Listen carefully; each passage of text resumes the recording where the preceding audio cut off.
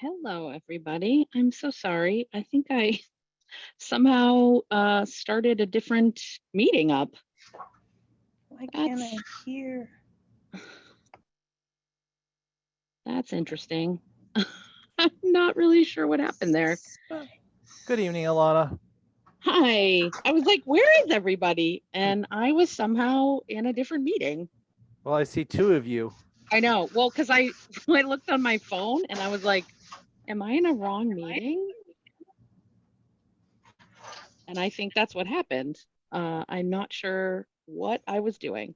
So sorry for the late entrance, but you all found the right meeting, so that's good. All right. So we are going to be down a Katie this evening. She has some sick family members, so if I could please get someone to do minutes.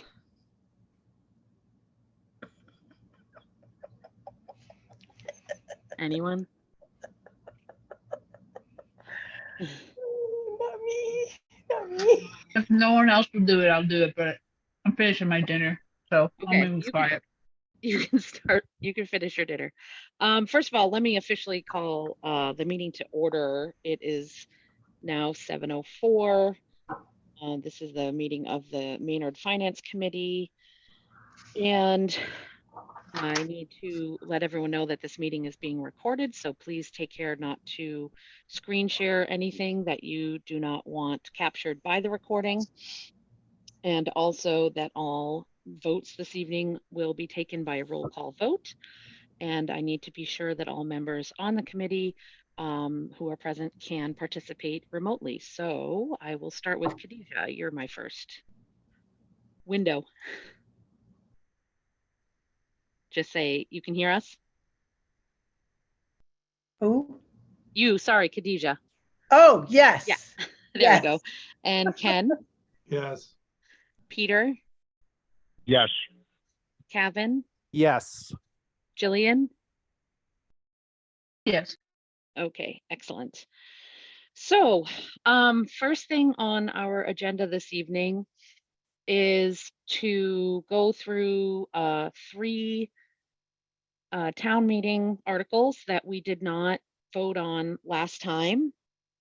And I was hoping that maybe to help our discussion in this, so they are, just to refresh your memory, the general town budget article, the free cash article, and also the Maynard Public Education budget fiscal year 24 article.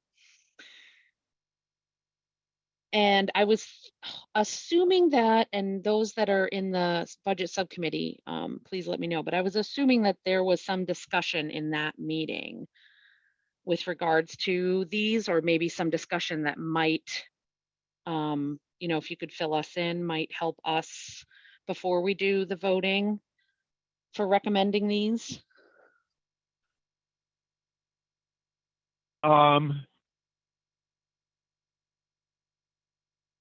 Maybe Jillian needs to prompt my memory. I don't think there was a lot of discussion. So there No? was, Okay. let's see. There was discussion of what occurred at the select board meeting. And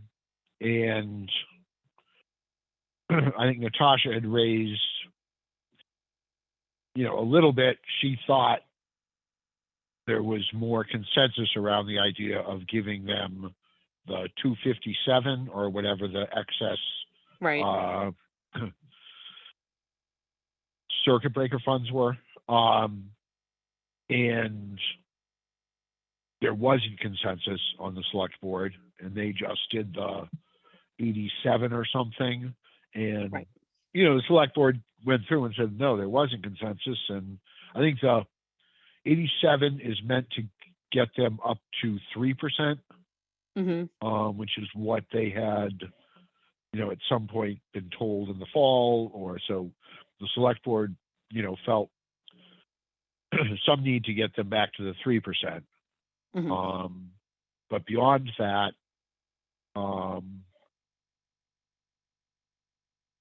Yeah, it is what it is. I don't think there's anything Okay. new. Am I missing something, Jillian, or? No, I mean, that's my general remembrance. I didn't get a strong feeling that the article as it was written was like fully supported for the full amount. But I am not aware of what they actually voted in the Board of Selectmen meeting, to be honest. I don't remember if they actually had voted it when we had that subcommittee. Yes, yes, they had already voted it. And I mean, it was there's a free cash item for 87K, right? Yes. For the schools, yeah, and that's, you know, what they were willing to do as opposed to the 257. So, Okay. Right. So there wasn't any. I think there was some talk of amending the article on the floor to be some other number, but I think weren't they like, am I remembering that right, Peter? well, I think there's, yeah, I mean, I think there's potential for amending the budget article itself, amending the free cash article, or amending the school-sponsored article. Any one of those could happen. I Right. think It wasn't clear to the me schools what direction that- things were going. Yeah, I think Natasha was saying the school committee hadn't formally met, you know, after the select board meeting where they came up with the 87. But maybe they have now. Natasha's got her hand up, so. Okay. Go ahead, Natasha. Hi, I actually just wanted to let you all know that your login credentials that are posted on Board Docs to what's posted on the agenda are different. I was initially logging in on the Board Docs login for the agenda, Okay. and I'll fix it. Yeah, I think I was happy. I also went to I went to probably what you went to initially and then went to the website. So I must have put the wrong. I don't know which one. I think this one is on the PDF. Yeah, I think agenda. it's the board docs that's incorrect. I will fix it. Okay. Anyway, that's what I actually was raising my hand for, but I can also, Peter, answer. I think I heard some of your questions as well. Was it if the school committee had met with the select board as a board? I didn't hear the first part. Was it a timing issue? But no, I think there was, we were trying to recollect what the discussion was in the budget subcommittee. And I think at that meeting you had said the school committee hadn't yet met in kind of response to the select board doing the 87 for free cash as opposed to the 257, which I think is the minimum number you guys have been looking for. So I don't know if there's anything more, if you guys have met since that budget subcommittee meeting, or if there's anything further to say. We met, the first time it was brought up was on the February 28th meeting. And I don't think the select board, they didn't have awareness to that. But the last budget meeting, it seemed like there was no opportunity or no to change what the select board, or there would be no revisiting. Yeah. Yeah. So that's what I understood. Yeah. Okay. Okay. So shall we start with the budget article? Well, First? so Yep. do we want to vote for the budget article? Do we have a settled article that it's worth us voting on? We do. We have a printed article in the warrant, right? We have a final. I know we have a printed article in the warrant. What I'm asking is, do we have a finished, do we have something that is settled?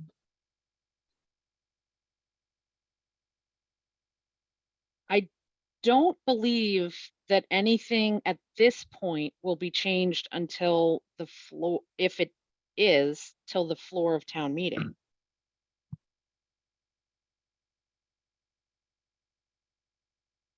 Given that there's a printed warrant out at this point. Does anyone think that otherwise? I mean, I think that's how they would have to do it at this point. Yeah, And is Alana, the actual warrant? Alana, were you asking, or is it about the budget or the school article? I'm sorry. About the budget article. The budget Okay. article, since it's been, at this point, the printed warrant is, or the warrant, I believe, is out for printing. So I think at this point, if they were to change it, it would have to be on the floor of town meeting. That was what was expressed to us Okay. in the meeting. Thank you. But there's no warrant on the website. I'm pulling it up right now.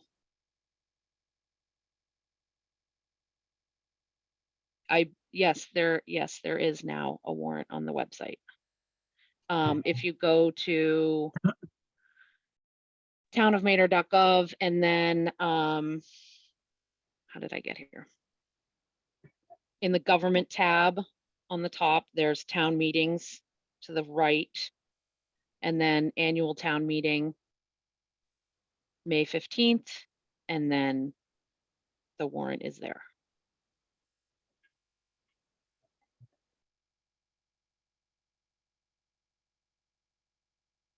So. Wait. Let me. Sorry, do you really mean townofmaynard.gov or townofmaynard-mass.gov? Sorry, townofmaynard.mass-mass.gov. Okay. And let's see. Oh, there's town meetings. Okay, so Yeah.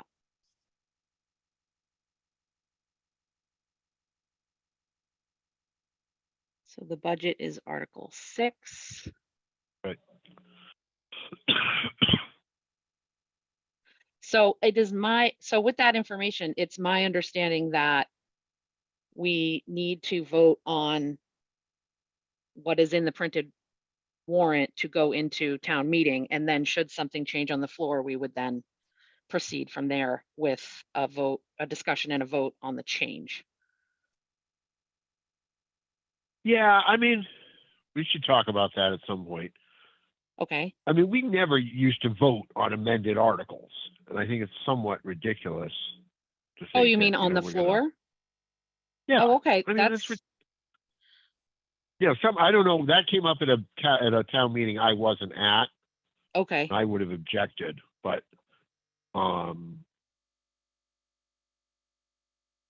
yeah, I don't know that we're gonna, would have to do a separate little meeting there in public to form a recommendation on an amendment. And I Right. don't think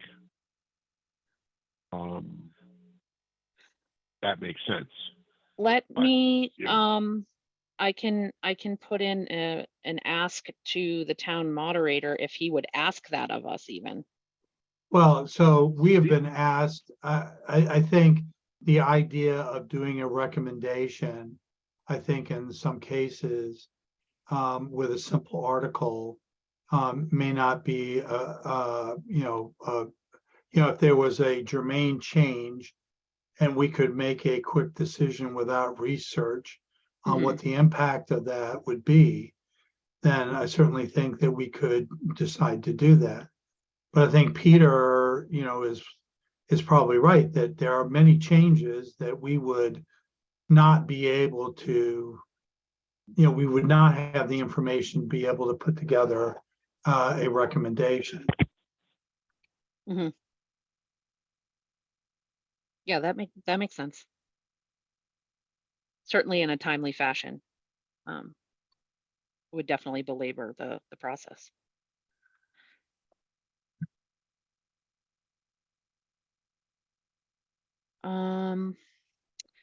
So this is interesting. What's the I order of am these not things? able to share my screen. Ooh. I think I was the first to log on. Do you want me to, can I pass it to you or something? Yeah, can Yeah. you see if you're the host, Jillian? And if so, No, send it. it says sign in as host, so I can leave and come back. Where does it say sign in as host? It's under the three little dots that says more. Okay. Maybe I can do that. All right, I got one. Natasha, this may be more relevant to you, but the warrant says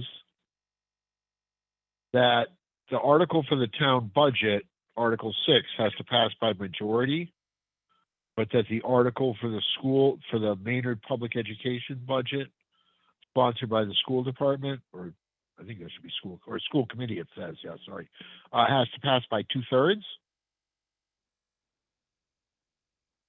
I have no idea why that would be different. I don't know. That's actually a good question.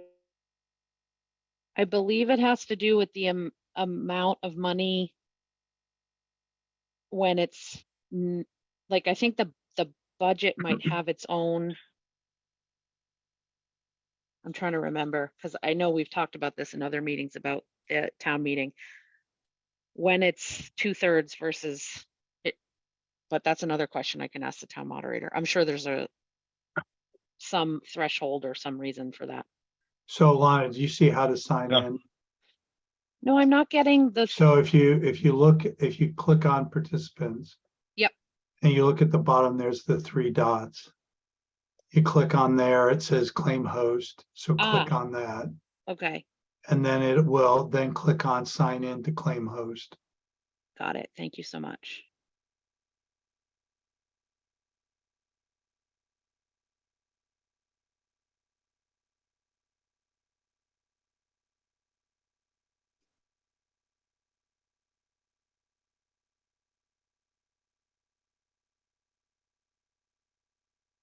Okay.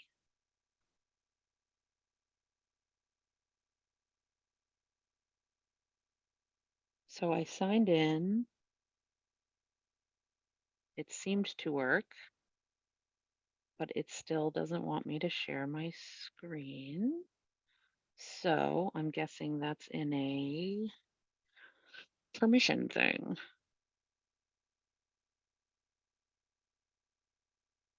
It doesn't have you as host yet. Oh, all right. Let me try that again. I don't know why.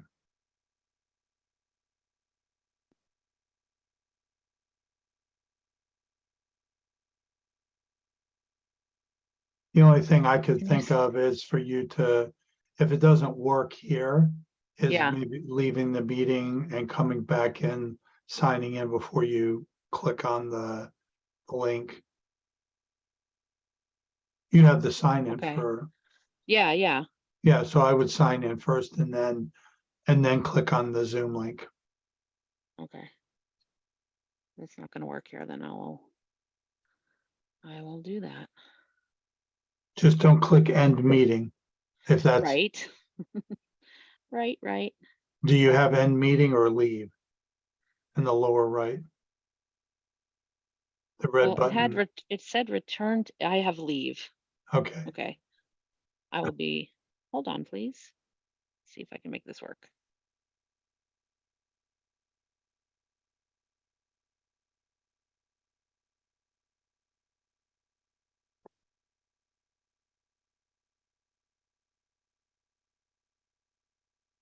Quick, everybody leave.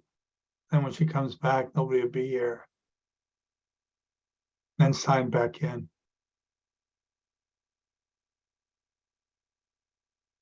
Khadijah's trying not to smile.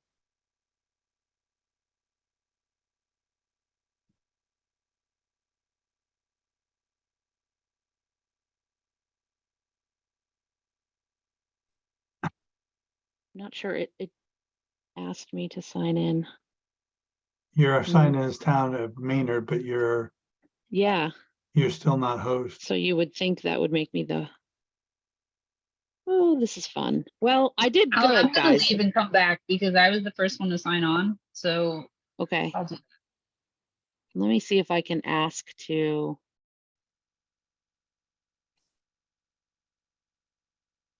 Claim host again.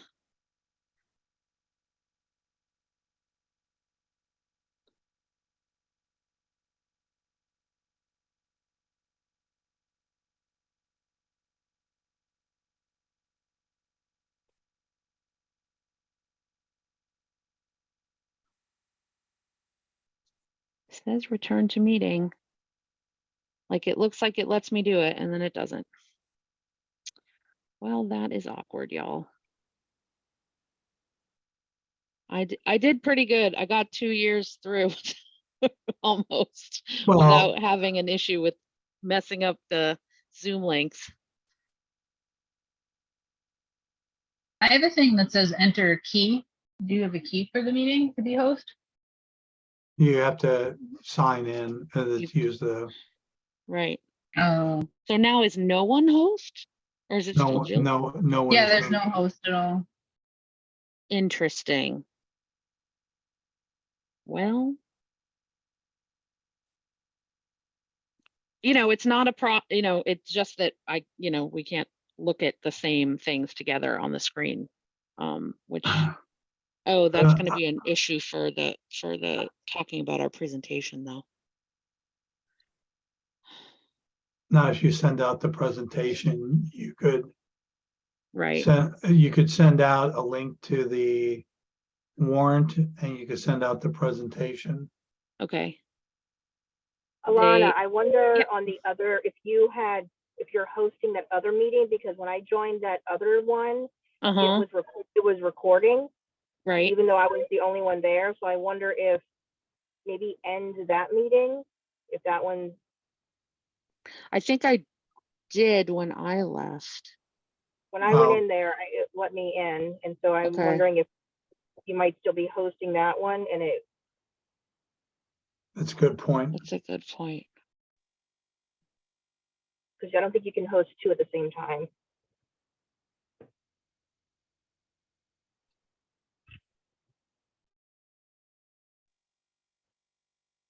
Okay. But you might have to log out of this one, go back into that one, and then end it, and then come back into this one. Okay.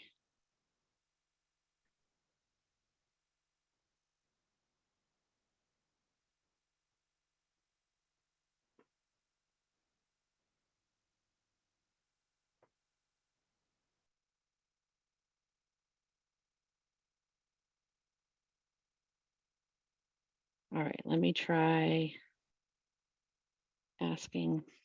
So that should be gone now.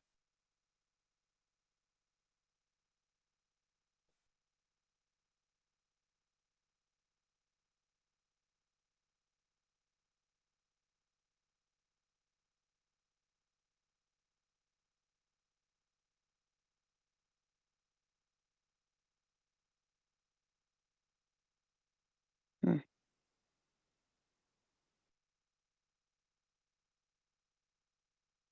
Hmm. Fascinating. Okay, I think I might know. I may be using the wrong sign in because this one may be on the other. I think that might be it. Let me try that.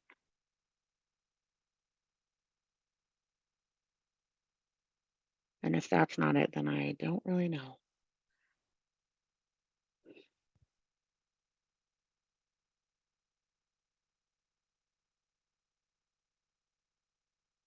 Let me find the other sign in.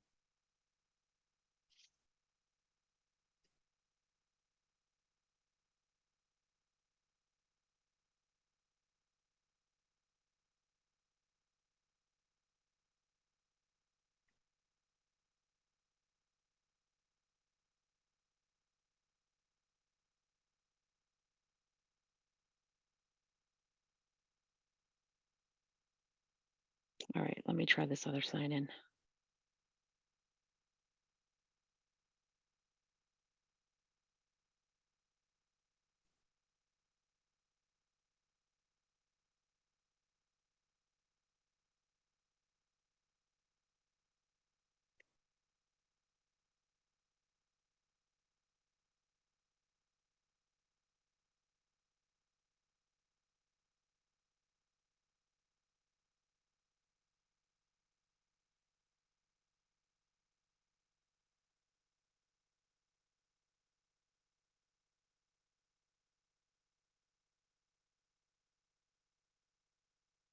Your host now. Aha! It was on the other sign in. Figured it out, guys. So sorry. Thank you for your patience. Okay. You may want to rename yourself. Yes, indeed. All right. Now, back to business. So, let me pull up the article as it is now appearing in the warrant online.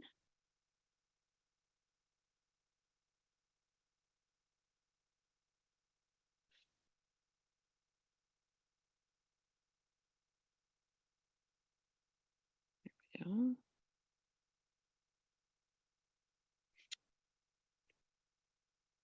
There we go. Can everyone see that? Yes. Okay. So I Mhm. believe we were talking about a potential amendment on the floor. Yeah. My question is, does anyone possess any indication that Article 6 that someone intends to floor amend Article 6?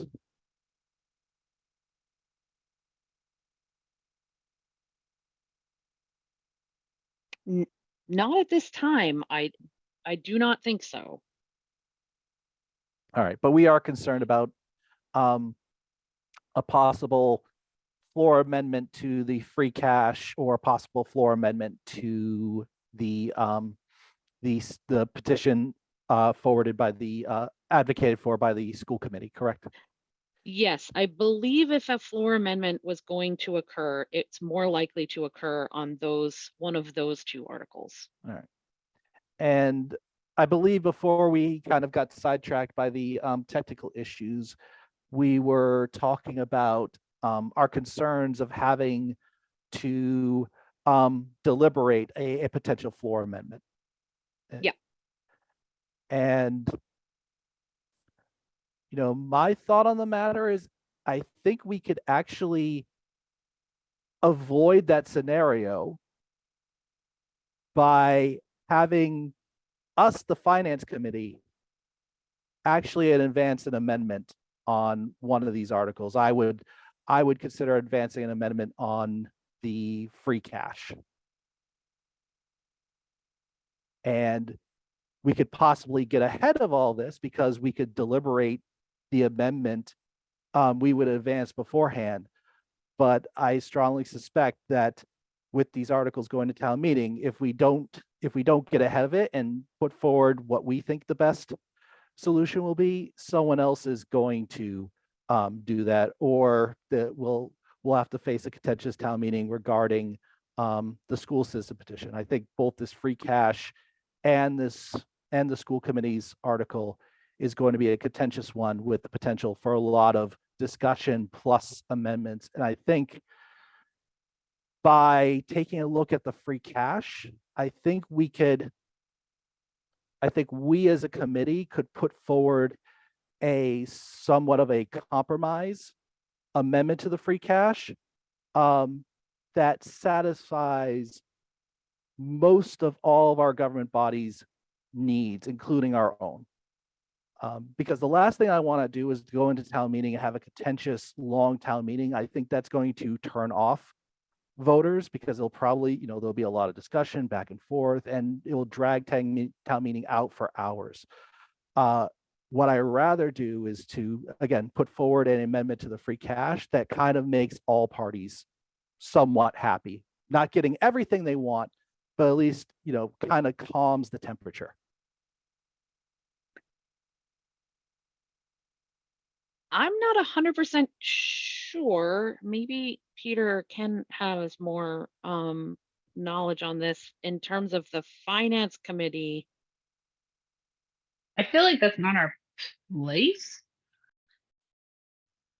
I seem to recall in the town charter, we actually have the ability, have the first crack at amending it.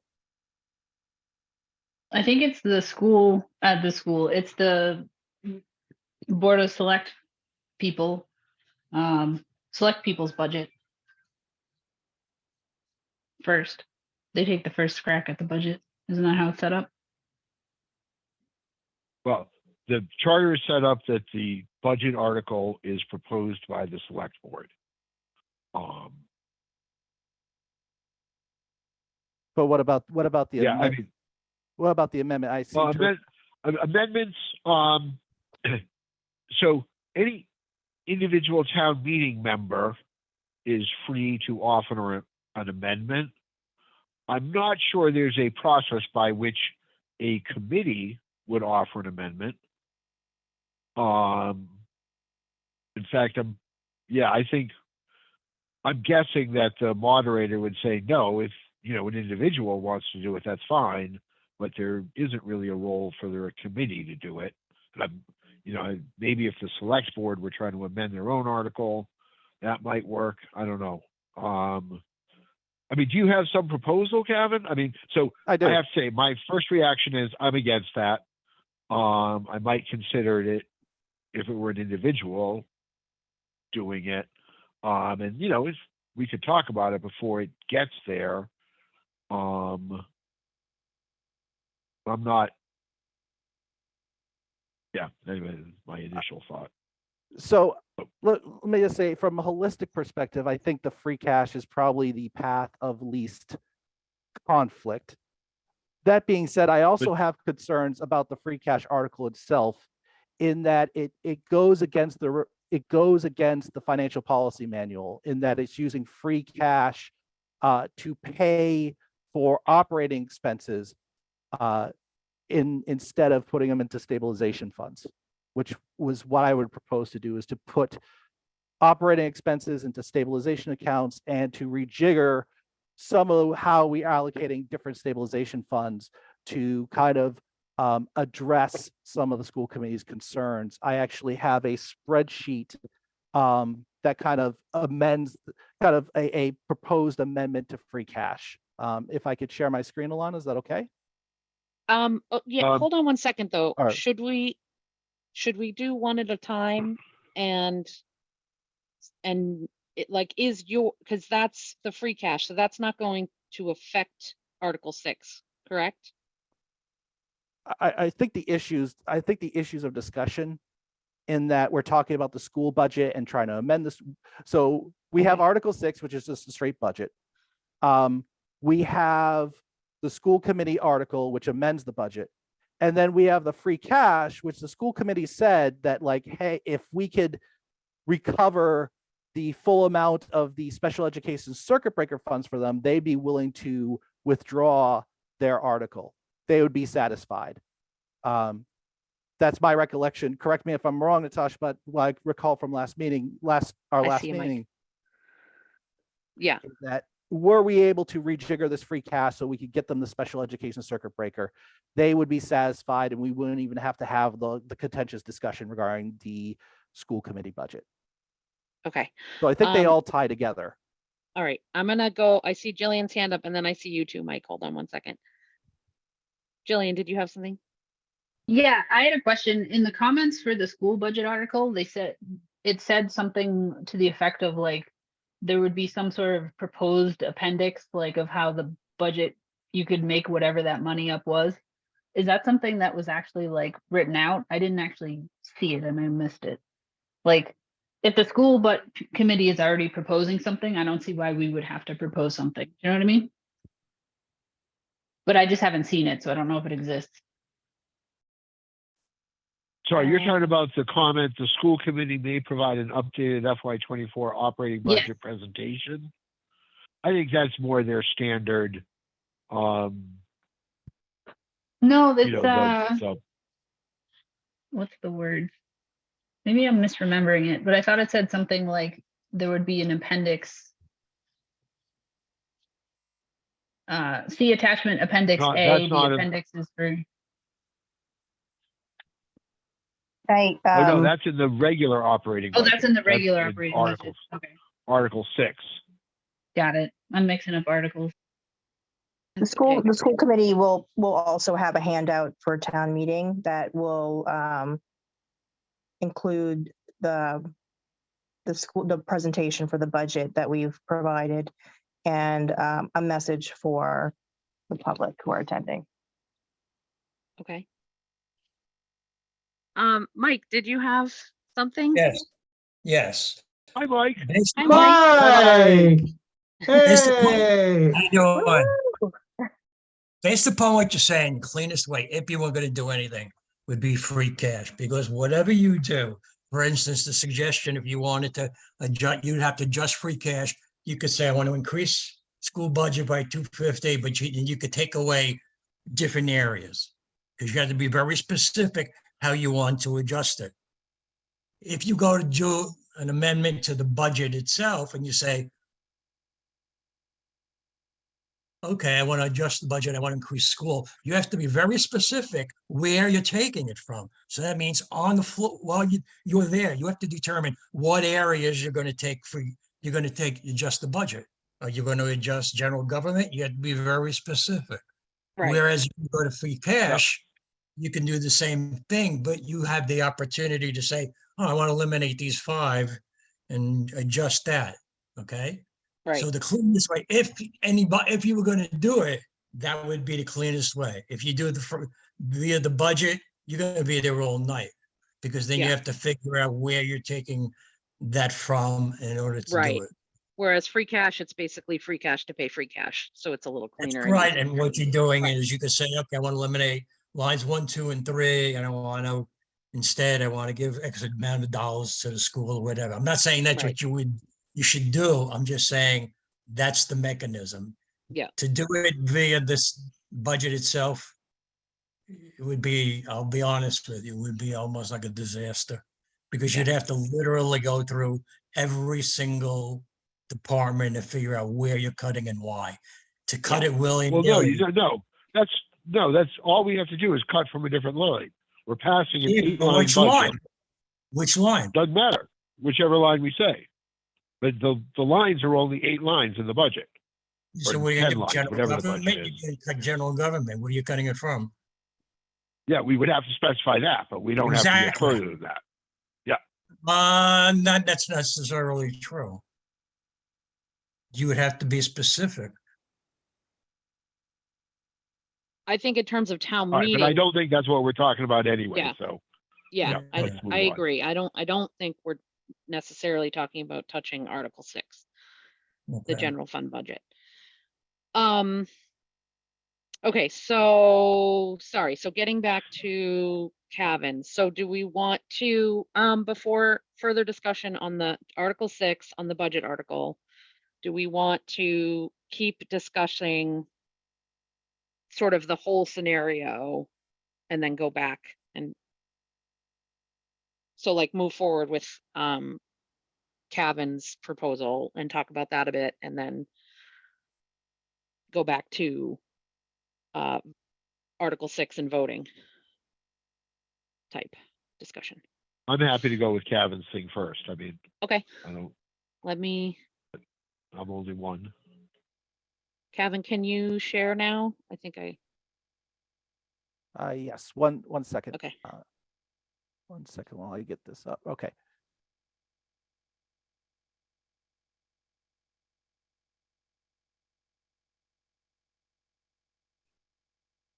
So this is the current the first, so column A is just the item name. Right. Column B is the old value that was taken from the article as it was written.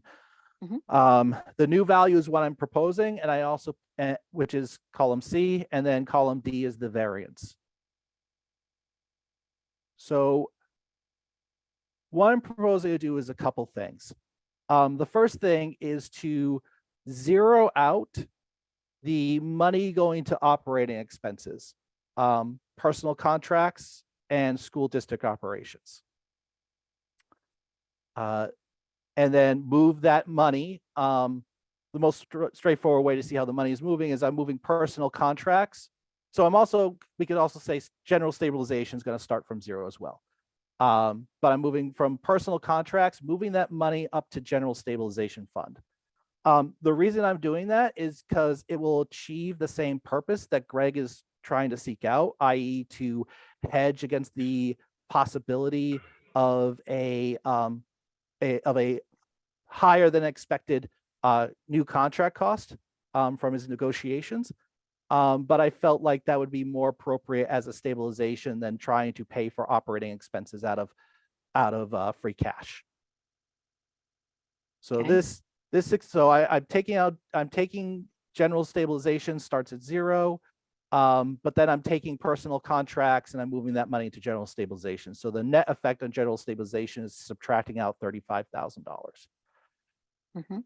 I'm also zeroing out capital stabilization fund. So that's also another 50.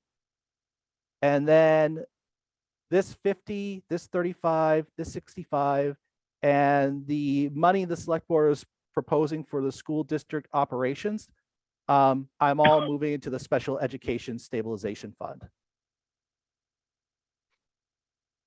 For a net gain of $237, $237,599. And that achieves the amount that Natasha said the school committee would accept without having to go to, and would be willing to withdraw their article should something like this happen at town meeting.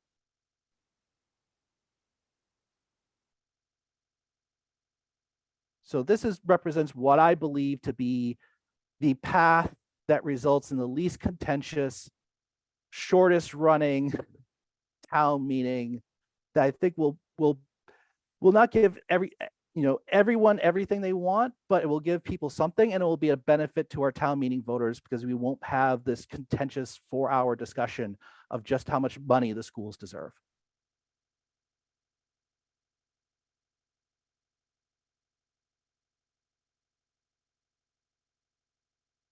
Okay.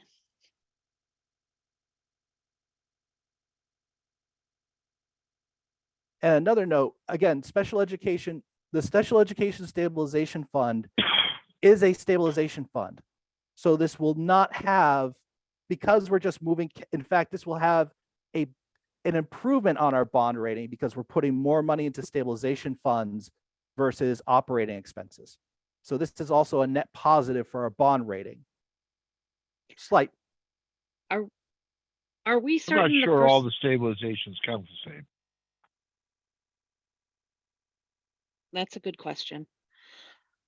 Are we sure the 65, I'm just trying to remember, the 65 for personnel contracts is sort of proactive? It's not something that he knows is. It is reactive, I believe. So he's going to have to figure out that 65 somewhere else for 2024. I mean, he could always go to stabilization. I mean, that's the role stabilization is supposed to apply when you have an unforeseen expense, like a contract negotiation where people hold firm. No, not really. I would disagree. That's not. And stabilization also needs should town be meeting. Yes, it needs town meeting, but it should be some large drop in revenue.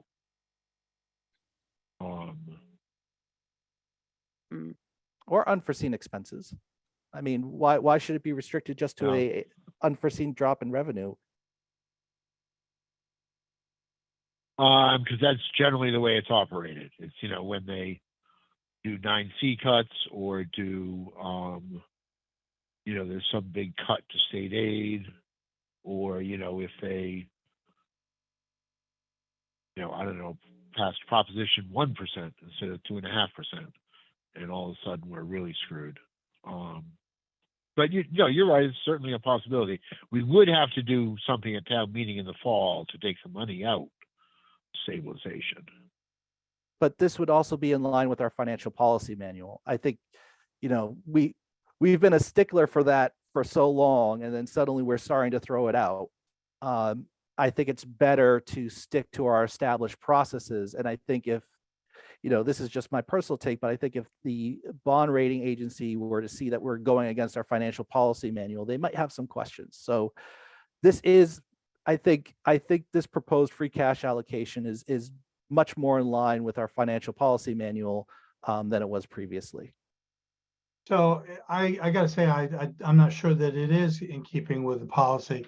So, we're talking here about spending free cash for what is essentially an ongoing operational expense. So what would we do next year to make up this 237? So let me correct you, Ken, just a little bit. The reason now, Natasha, maybe you could Natasha, is that Natasha with her hand up? No, it's Bob. Okay. So the whole reason we're in the school is in the position of having to do staff cuts is because special education costs have whipsawed, and they've been told by the Department of Education to expect a 14% increase in special education costs for next year. That is not a certainty yet, but this is what this is a hedge against that projected cost increase. It's not a certainty yet. It's just, everyone's projecting that we're going to see a sharp increase in special education stabilization funds. This was not something that we could have foreseen a year ago. We've just seen Yeah. it now. And so it's a hedge against a projected but not certain cost increase. Are all of the cuts that the school is saying they're going to have to make coming from special education? Because this is special education stabilization. So the only thing this can be used on is special education costs. So if they're saying they're going to cut, and I'm just throwing this out there, I don't know, a librarian or something, I don't think this would fix that, because this is special education stabilization. So Can I'm I going answer? sure. Sure. So just the way it's, for one, the 14% is an anomaly. So I think realistically around the state, and I think it's understood that 14% can't be the annual increase every year. We haven't seen that before, that rate, and I'm hoping that this is not something that we would see in the future again, but we don't know. The special, Brian has already stated that if monies were put into the special education stabilization, that would still work instead, because then we would be less reliant on school choice or other funds, because they are costs that need to be met. We're not cutting special education. We need to do that. What we would be looking to cut are general ed teachers or other programmatic, depending on the level, the dollar amount that we're short. So if it was just this amount that we would receive, it would be not a programmatic level, although this is a shy smidge less than the total circuit breaker return. But I don't imagine that. I think it's like $20,000 difference. That relying on $20,000 versus an extra $120,000 is, is easier to work around. Bob, you So had your hand up? I guess my question though to Natasha is if this happened this year and then that 237 went away next year, would there be a problem? Well, the monies that we typically use, like for circuit breaker, are intended for tuitions. So I think it would be something that we'd have to closely monitor to see how those rates, a lot of it's dependent on, kids' placements, who's coming and going. So it's, it's one of those areas to see if that 14% comes across the board, to fruition, exactly how we've been told to forecast.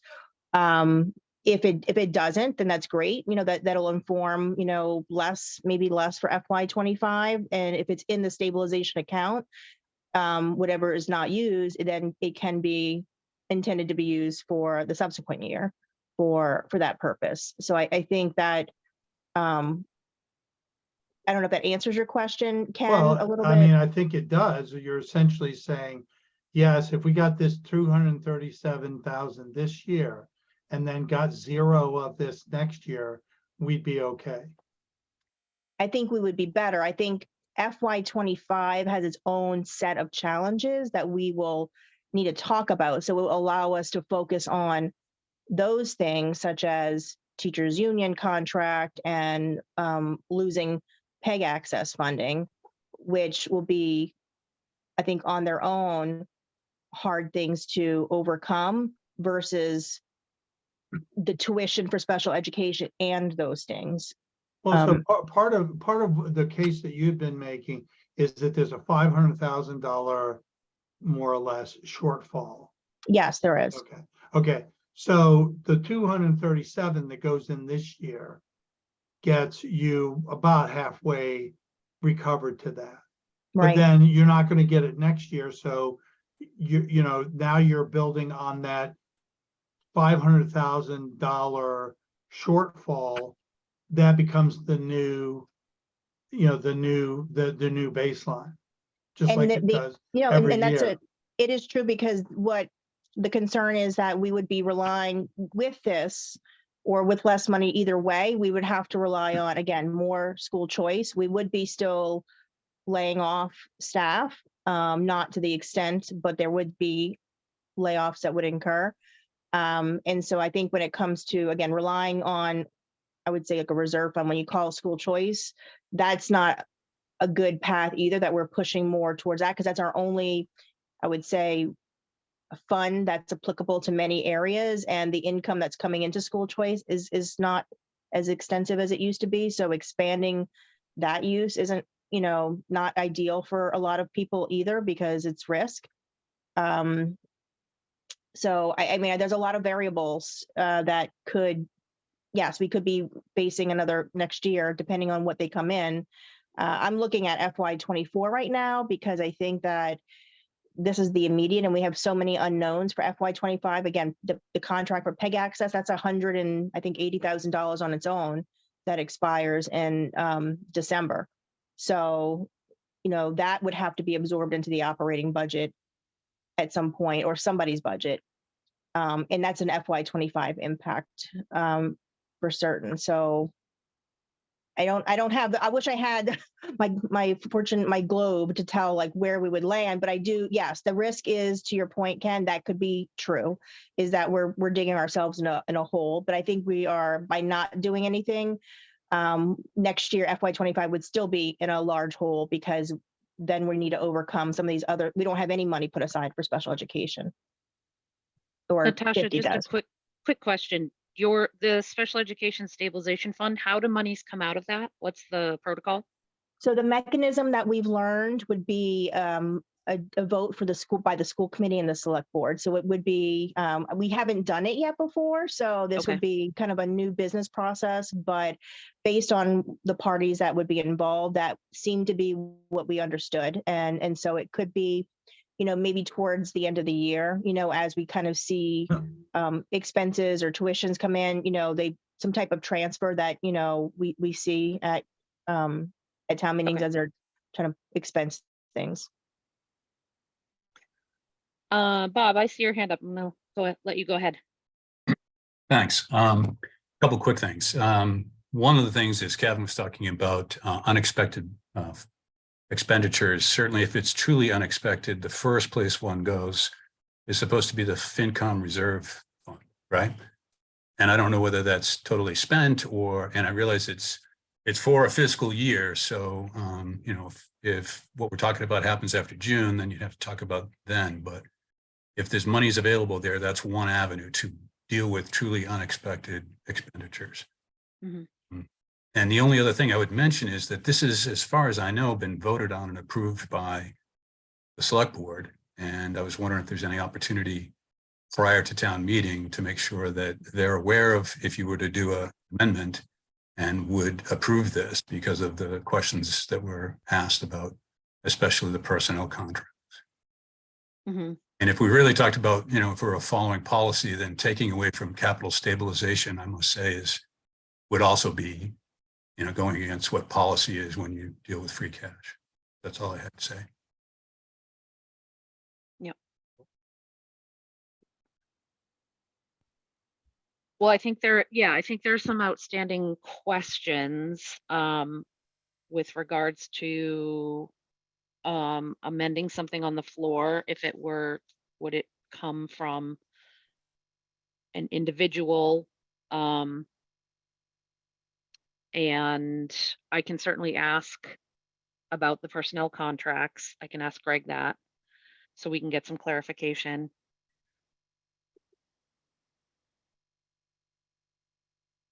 So I guess my, sorry, go ahead, Peter. What was the question on the personnel contracts? That So the assuming that these are these need to be paid, like are those because as soon as you certify, as soon as we vote on the free cash, it can be used. This free cash is not something that has to wait, as if I understand it Correct. correctly, until But- the end of the fiscal year. So my question is that 65,000 in there because FY23 needs that 65,000?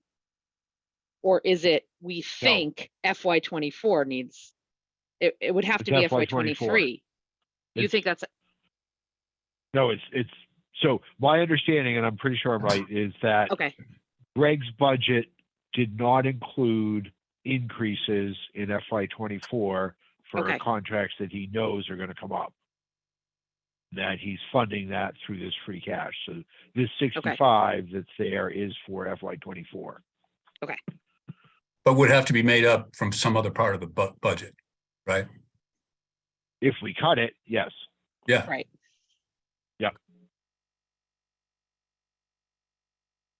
Or if town meeting cuts it. Yep. Right. Yeah, Right. sure.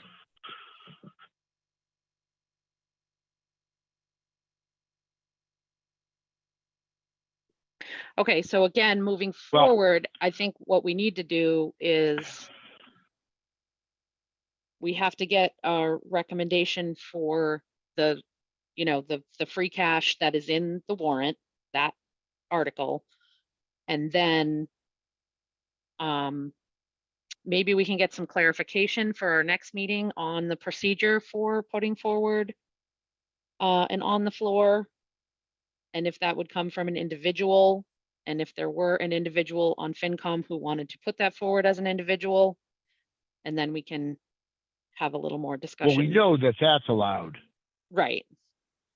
Yeah, If that there's is no the way question that it's about going to that. go. Yeah. So that we can be, I guess, Right. proactively prepared for town meeting.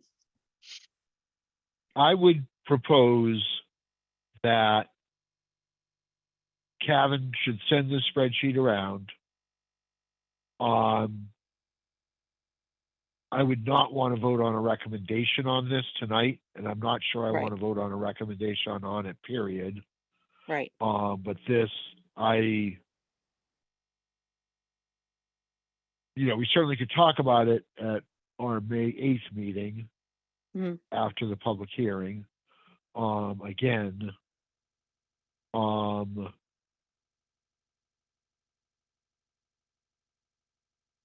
yeah, I guess that's all I got to say. Mhm. Yeah, I would need some time to digest this and think if this is something I would want to endorse or not. I don't know yet. Mhm. Okay. Well, thank you for that, Kevin. And yeah, if you could just I'll email it send to you that. right now. Thank you very much. Okay, I'm sorry, I don't mean to so cut it off. yeah. I was just saying for my Oh, own no, personal I- self. Oh, That's I'm where I sorry. was at. I can No, share. that's I can fine. share No, again. no. No, I think I don't I mean, know I think we're good. Everyone's going to get it. I agree with Peter. I think some more time to consider it a bit.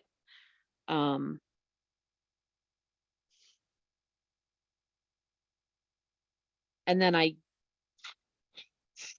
mean, I suppose since we are not since we are putting forward our recommendations at town meeting in a we're no longer under the deadline of printed warrant, we certainly could stave our vote and writing of comments for our 8th meeting. I was sort of hoping that we would have the voting tonight so that we could I could draft the comments to be approved at the 8th meeting, but Yeah, I'm sorry. I was only referring to potentially making comments or consideration of, Kevin's amendment to free cash. I Right. still think we could act on the articles as they are. okay, We that's still need to do recommendations on those. yeah, I agree. I was just thinking that it could potentially change people's recommendation on what's in the printed warrant if they believe that an amendment, because they wanted an amendment to do you see what I'm saying? I have to agree with Alana. I think the possibility of this amendment will impact our recommendation of the warrant articles written because, me personally, I would not recommend the free cash as written, because obviously I'm proposing the amendment. But I think I want to give other people the chance to digest it. And if they feel like, this amendment, the amendment that I'm proposing a better direction, then possibly not recommending the free cash as written, and instead recommending this as a alternative. And I am not, I'm not ready to vote to recommend the free cash as it's written. I'm not ready to vote for what Kevin is proposing just because I don't know what the implications are. But that's, two possible votes right there. I do think we could possibly get if it helps a lot, I do think we can Yeah. possibly get Article 6 out of the Yeah. way, because I don't think we want to tangle with Right, amending the budget article as is. right. I think the school committee has the opportunity to have their amendment via the article they put forward. I think we have the opportunity to, satisfy them with the free cash. I don't see any of us, I don't see anyone really trying to tangle Yeah. with Article 6. Ken, can I ask you a question? You said you didn't feel ready to vote on the free cash article that is printed currently in the warrant. Is that potentially because of an amendment, or because there's some things in that article as is that you need more clarification on?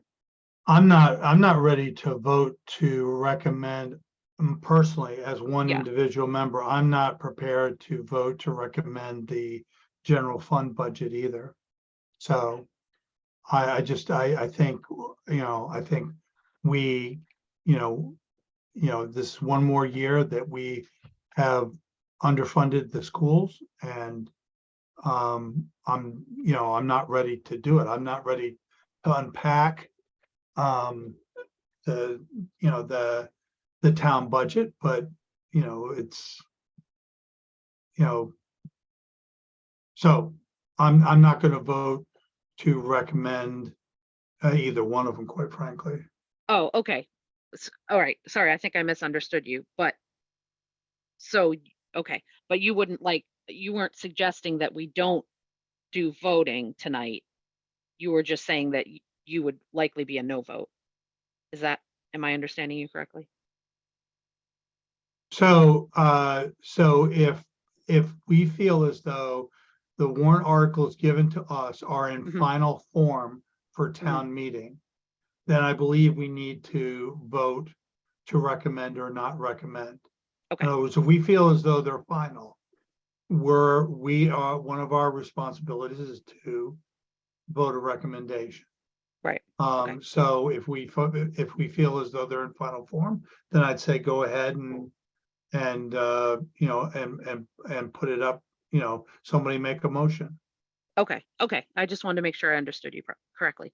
Let me I do just- believe, hold on, Kevin. I do believe they are in final form due to the fact that the warrant is published and is being printed. So I believe that is the form that must be presented at town meeting.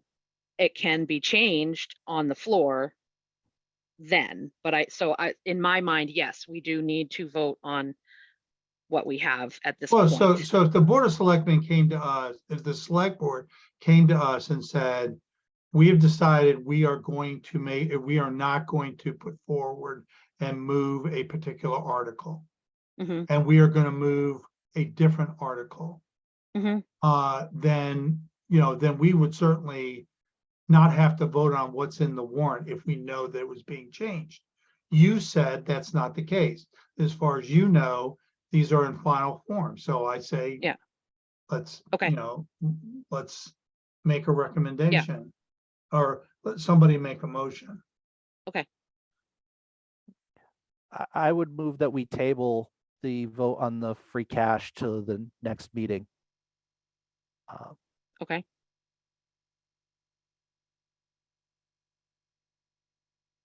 Just let me bring up Article 6.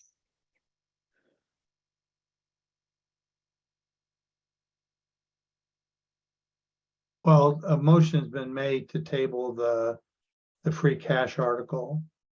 Oh, I'm sorry, Kevin. Was that That was an a actual formal motion. motion? Yes. Okay. I Sure. move that we table the free cash article Let to me just our next meeting. remind myself what number that is.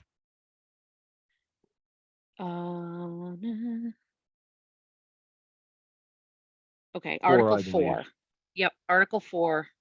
Motion on the floor to not make a recommendation on Article 4 this evening. Do I have a second? I'll second it. Peter. Okay. Any further discussion? Alana, you're showing Article 6. Yeah, sorry. Mhm. That was what I can go back and Article 4 is on page 8. Starts on page 8. So Article 4 is certified free cash, which is what we were just discussing. Potential member wanting to do a floor amendment, and so the thought is that we need some more time to think about that and think about that impact on our vote for the printed warrant Article 4. And so the motion on the floor is to not take a recommendation vote on Article 4 this evening. Is there any further discussion? All right, then I'll, Yeah, yep. so if we don't take a vote tonight, that means that we're going to propose a change at the town meeting, or we're going to propose, so explain that to me, sure. please. Yeah. Thank you. Just not taking a vote tonight. We have another meeting prior to town meeting. Mhm. And so at that meeting, at our next meeting on the 8th, we would have, after we do the public hearing on the articles, we would have some further discussion on this article, having not voted on it tonight. We can then do a vote on this article, and we can also have further discussion on whether or not we, there may be a proposed amendment on the floor Okay, of town meeting. thank you. Either way, just to be clear, either way, we will do a recommendation vote for this article prior to town meeting, as that is one of the things we are charged with doing. Which means it would have to be the next meeting. Right. That would be our last chance to do so. I would say personally, I understand the thought behind that, behind Kevin's motion. However, I guess for me, going into our public hearing, not being able to, speak to our recommendation on this article yet for the public wouldn't be my favorite, wouldn't be my first choice. So I think I'm probably on the camp of voting it as is now, and then if that is a not recommended, that's perfectly fine. But I think I would just like to have something at that public hearing.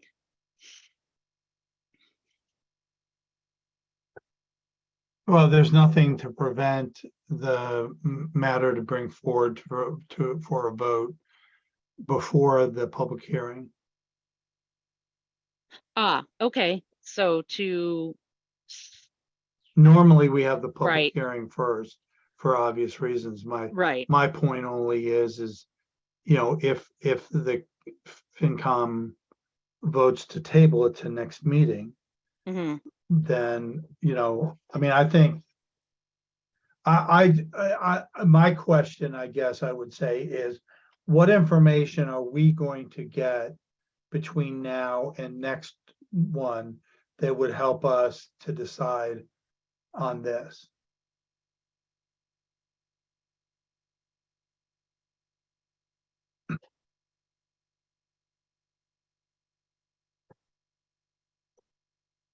I don't want to speak for Pete, but I think the I think Pete expressed he wanted to look over the proposed amendment before he did the recommendation. I don't know if Pete's here or not, but that was what I recall being expressed. And that was my prime motivating Well, factor. So yeah, I don't know. You guys, Ken's raising a good issue. so Kevin, the thing that you brought forward is not something that the FinCom is going to put forward as a motion. You as an individual or somebody else certainly could, but that's not something that we're going to make a recommendation on. Agreed. We're going to But- make a recommendation on this, and we're either going to do it, we're either going, this is the article that we have. Yeah. So we're either going to vote to recommend, or we're going to vote not to recommend.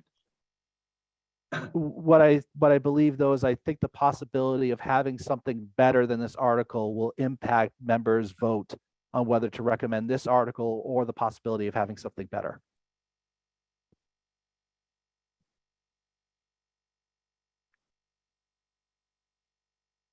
It may, speaking only for myself, I could see recommending this article and still entertaining an amendment to it. hmm So to me, the order That's is probably my we're more gonna- likely outcome. we're going to vote to recommend or not recommend this article. And we're going to do this particular article. We're going to vote to recommend or not recommend. Okay.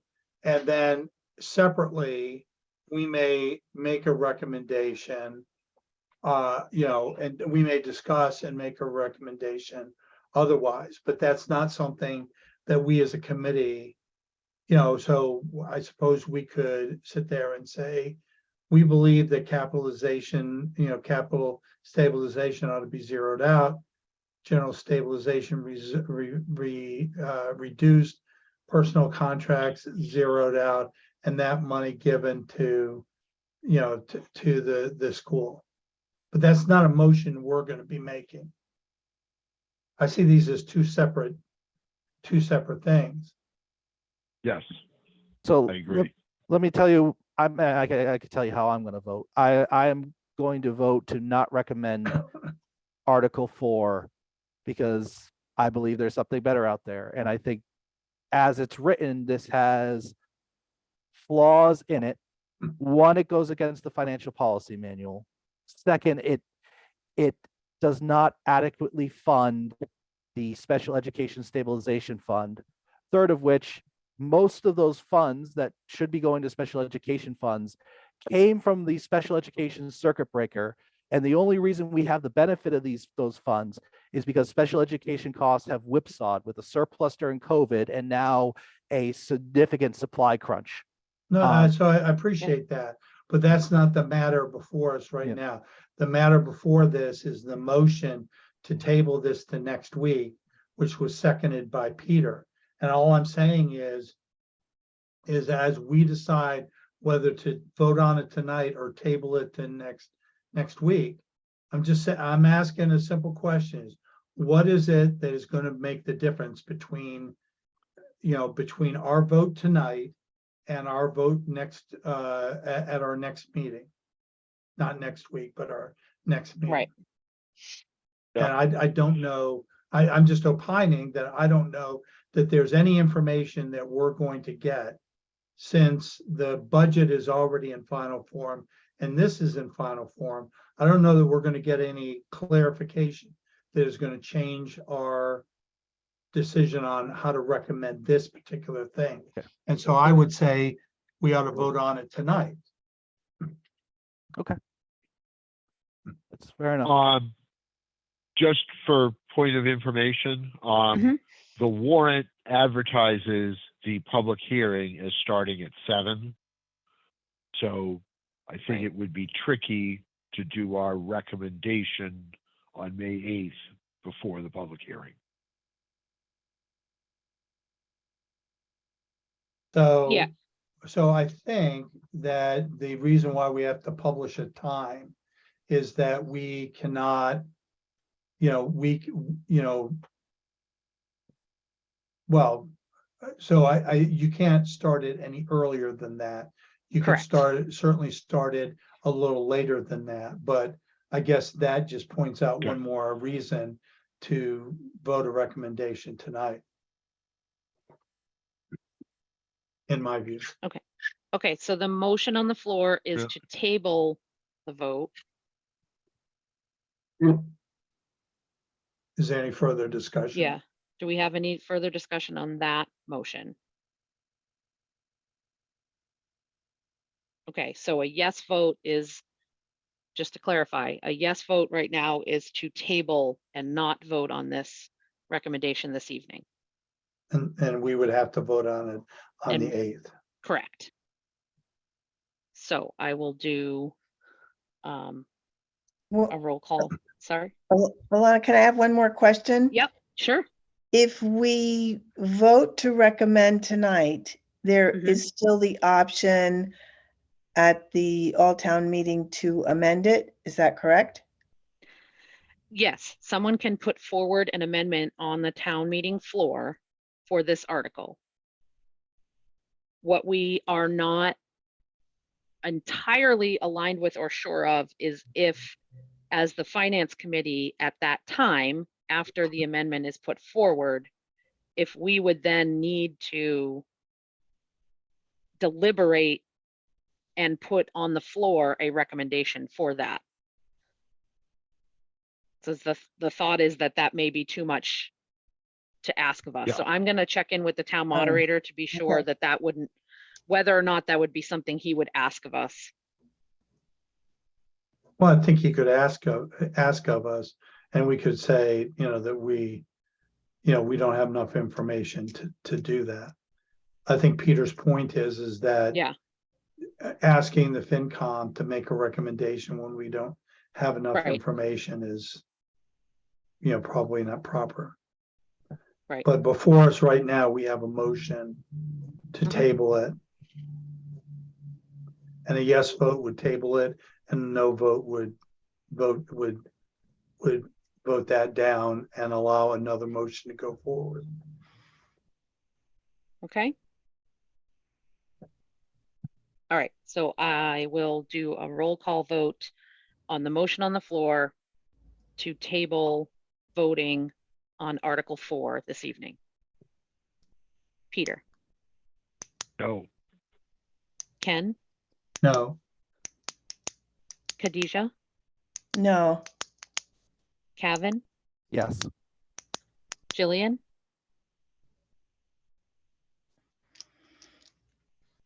No. and I am a no as well. Okay, so that's 5 no, 1 to 5. 1. Yeah, 1 1 yes, to 5 5. no. Yeah. Okay. So so then I guess why don't we can do these in order that they appear on the warrant, which would be Article 4 first. So I will entertain a motion to vote a recommendation on Article 4.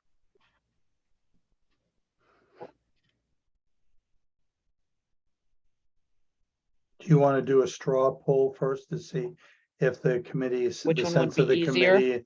No, the sense of the committee is whether, you know, whether to recommend or not recommend. Yeah, sorry, that's what yeah. Because I think that at least two people said they would not recommend.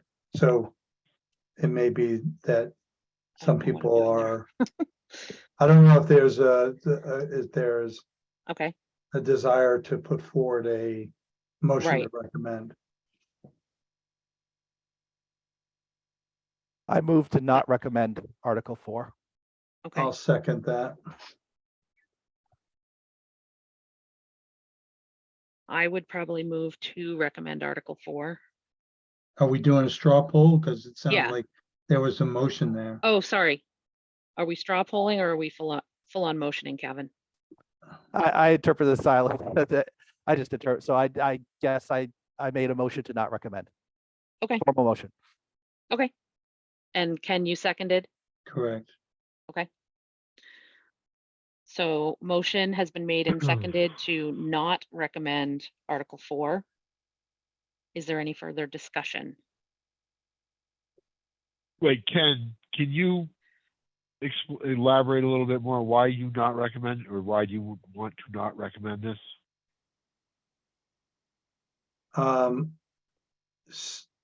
So I think that the free cash article as written does not prioritize the schools appropriately.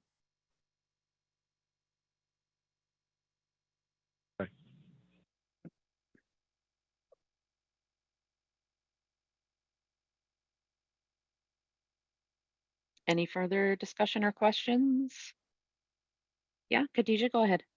So this is just a basic question. As the FinCom committee, aren't we supposed to be presenting what we approve and not presenting something that we don't approve?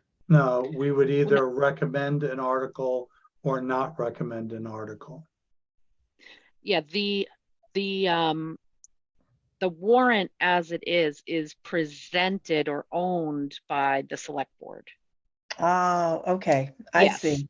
Yep. Okay, And so we're simply asked to provide a recommendation either for or against the article. so can I suppose that voting against the article means that we're not agreeing with what the town select board has presented? Yeah, that's a fair. Yes. Okay, thank you. Yeah.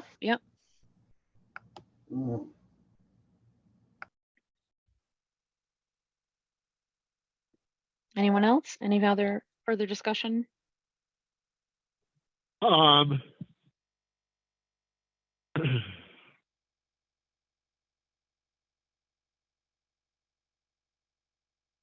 What happens if free cash article doesn't pass? What does it just stay as free cash until we vote for it in the fall? Yeah, And we can't use any of it? correct. Yes, that would be. Well, that would suggest that town meeting does not take a vote on a free cash article, either the one as presented or an amended one. If they were to both fail, say. Well, if the one that was presented was voted down, Mhm. and amend, or and you know, assuming there was an amended one that was presented, that was also voted down, then there would be a free cash article passed. And just to be clear, the amendment comes first. Yeah. So if this article were voted down, that would end it. There then could be no amendment to it. And there'd So be you no free present- cash article. Right. So the amendment will be presented as the article is motioned forward. The amendment would be voted on first. Then if that Yeah, were to you be present- not, if that were not to be voted in, we could then vote on the printed warrant amendment. I mean, the printed warrant article as written. But if we vote on the printed warrant article first, that's it, it's over. Right, You know, right. assuming Thank it you. gets Yep. voted down or whatever. Yep.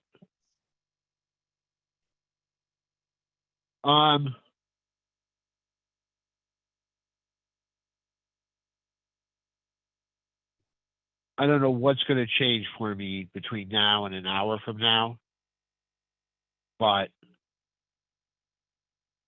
I would like to pause this motion, if that's possible, and do the other two articles first. I'm not quite sure I'm ready to not recommend this article, but I think there's some good issues raised, and I don't Okay. know, I want to stew on it. Well, I want to motion put it off. motion has been made. Yes, I know it and has. Second, so, Yep. so. Yeah, you I don't know what's the That may- procedure. My thing may Can- not be an option. Can I withdraw? Can I withdraw the motion? I certainly would be, I certainly will not dispute Pete at all. Actually, I think we can move to table. I think we can move to table. I think once Even- it's been seconded, though, then you'd have to make another motion to table, to amend the motion that's already on the table, All right, Okay. Madam Chair, I move. Or just vote it. or just vote it. Yeah, or just vote it. Yeah, I don't know. We could potentially call, we could, right, call to re-vote later? Correct. We could, yep. Motion to reconsider. Yeah.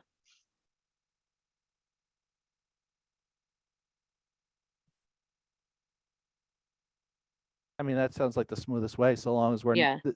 so long as, the Actually, fact, yeah. Let's vote All now, right, and then if sorry, something changes. I'm comfortable now. Okay. I've decided. Pete just needed a minute, guys. Pete just needed a minute. Tell you, I didn't realize we were coming to this head so quickly. Sorry. I hadn't quite decided what I was going to Just do. get into it. Come on, it's I was already gonna- 8:30. Let's do it. Yep, Can yep. we, for my Yeah. smooth brain, a Yeah. yes vote would be a vote not to recommend, and Correct. a Correct. no vote would be a vote to recommend the article as written. No, no, no, you're voting to not recommend. There's a motion to not recommend. You're either voting to approve that or you're voting that motion down. Okay, got it. Okay? Is there any further discussion? So once again, the motion on the floor is a vote to not recommend Article 4. I will start with Kevin. yes, Ken, Yes. Peter, Yes. Jillian, No, Khadijah, Yes. and I am a no. All right, so that is 4 yes, 2 no. The article is voted to not recommend. Correct. Okay. on split votes for the notes, do I need to just write down 4-2? Or do I need to write more details? I think you just need to do 4 to, I don't, just 4-2, I think. I Okay. think you give the name and addresses of all the no votes. Okay. As the article was voted to not recommend, I could certainly draft a comment that I, believe, but I'm Why don't wondering we if, go forward to 6 first? yeah, And then there may be a motion to reconsider. sure, it yeah, sounds like. that's true. Okay, I was just gonna say, I may ask, if someone who voted to not recommend may want to write the comment. Sure. All right, so moving on, let me get back. So that would be Article 6. General fund budget.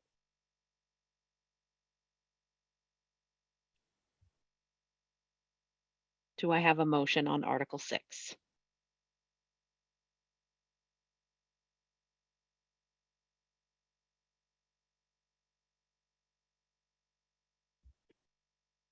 Somebody better do quick or I'm gonna Yeah. say vote to not recommend. Motion to not recommend.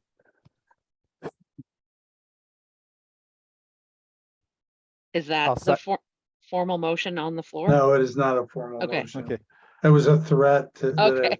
if I didn't hear somebody Yeah. make a motion. So I had, I'll make a motion to recommend Article 6. Do I have a second?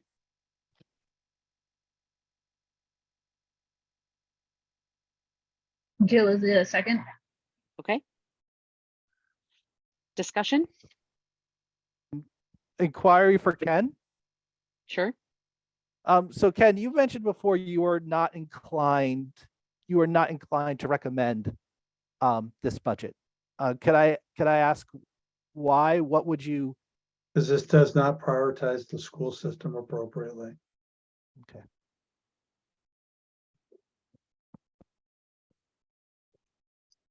Within these lines, where would you draw from to give to the schools?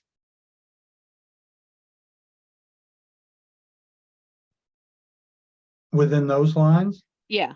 I don't know that it could be done within those lines. Are you thinking Okay. that the school should be funded by an increase in revenue? I think the only way to fund the schools appropriately would be an increase in revenue. And I agree with Ken. Although to elaborate a little bit, I do think that, again, to point out the costs, inflation has been 8%, 6%, well above the 2.5% allowed by Proposition 2.5. I think, and I want on the record, that is inevitable, is the financial mathematics perfectly points out that we are eventually going to have to fund operating expenses via an override. If not this year, then one of the years going forward. But that's going to be coming very soon. Okay. Any further discussion on Article 6? Bob, I see your hand raised. Go ahead. I'm very interested in this conversation, but I'm wondering if you were really to go ahead and not recommend this budget, what is the mechanism to keep paying bills and moving forward? What is the recommendation to do the FY24 budget? So a Made a motion already. An FY24 budget has to be passed before the beginning of the fiscal year. And you're looking to potentially do an override recommendation after? I'm not. But what is the proposal to deal with the operating But- budget? To be fair, I don't think we're charged with answering that. I mean, the town charter asks us, we're not the Ways and Means Committee the way a lot of FinComs are. We don't get a say in the article that's presented. We get to say yes or no to what is, or we recommend yes or no to what is presented. And, I don't think Ken has to answer where he's going to pull money from in order to fund a school increase. I think it's totally fair to say, no, this isn't enough of a school budget. I understand the point, I guess, with all due respect. Yep. It's very late in the game to actually not challenge this to the people that did put it together. No. So we've had these discussions. This is Yeah. not like a new issue. We've had this discussion previously. The school committee has had this discussion with the select board. So, this is not a late breaking news item. Okay. I mean, obviously, Cavan put forward a proposal that would, I think, to me, I think that somebody needs to take, make a recommendation for an adjustment to either the general fund budget or the free cash in order to find money to fund the school priorities. And I think that's part of a negotiation that has to go on between the school committee and presumably the select board, since they are the ones who put forward the budget. As Peter said, we're not given an opportunity to weigh in on how we would do it. I would speak for a moment in support of my motion to recommend this budget. That while there are many line items here, I could, endorse funding higher. Given the limited resources of the town, I do believe this budget is, close to a best attempt to meet all the needs of the town. And that's why I would recommend it. So yeah, I am less clear that there's, any possibility of passing an override or getting more funding. And again, I would throw out, we also have a school we're trying to raise taxes for. So, given the limited pot of money we have, I think I can endorse this budget as, the best way to allocate it. Okay. Jillian, I see your hand up. Yeah, and that's why I seconded this as well. So I want to echo what Peter's saying. And I think, I hear what you all have been saying about an override, but I think an override has nothing to do with this article. It's sort of a separate animal. I know that it'd be great to give more money to our schools, but this is sort of our current reality. And so I feel like this is the best we can do. Well, so an override comprises two steps. One is a specific proposal. If we go into talking about this at town meeting, I've heard this for several years from you, and I know what you're going to say.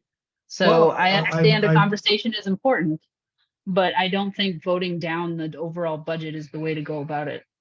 Well, personally, right, and neither do I feel as though just continuing to kick the can down the road. So that's the reason. So, okay. Yeah. I feel it's a little nuclear. So let me just point out a key fact. We have done a very good job of keeping our tax expenses as a fraction of our median income at around 20%. That was the Department of Revenue graph that Alana showed previously. Now, we keep saying like we as a town can't afford this. But what's happened in the past years is that inflation not only has gone up, but wages and our median income in the town has gone up. Even for our residents, our senior citizens, Social Security is indexed to inflation. The Social Security payout is going up 8% for FY 2024. The Medicare payout is going up 8% 2024. There's a reason why the federal government indexes a lot of government services to inflation for exactly this reason. Because when under inflation, if we don't raise the funding commitment with the inflation, it results in service cuts. And in terms of affordability, again, the denominator there is going up 8%. Wages, our median wages are going up. But I don't think we can increase this article more than Prop 2.5. Like, if you Without want an to increase override. it, it's a different article. So I don't think people we need to discuss it. We're voting on this article. But you keep saying that we can't afford it. We can't afford it. And what I'm pointing out is that as a town, our incomes have gone Sure, up we can 8%. afford an override. This is the current, with the current budget right now. This is, I think, the best way we can afford things. Yeah. If you want to do an override, separate thing. I would say that, and this gets back to Bob's question or point earlier, should the budget article not pass at town meeting, we have, we could do a correction at special town meeting in the fall to have a balanced budget in time for when we set the tax rates, if I am understanding procedure correctly.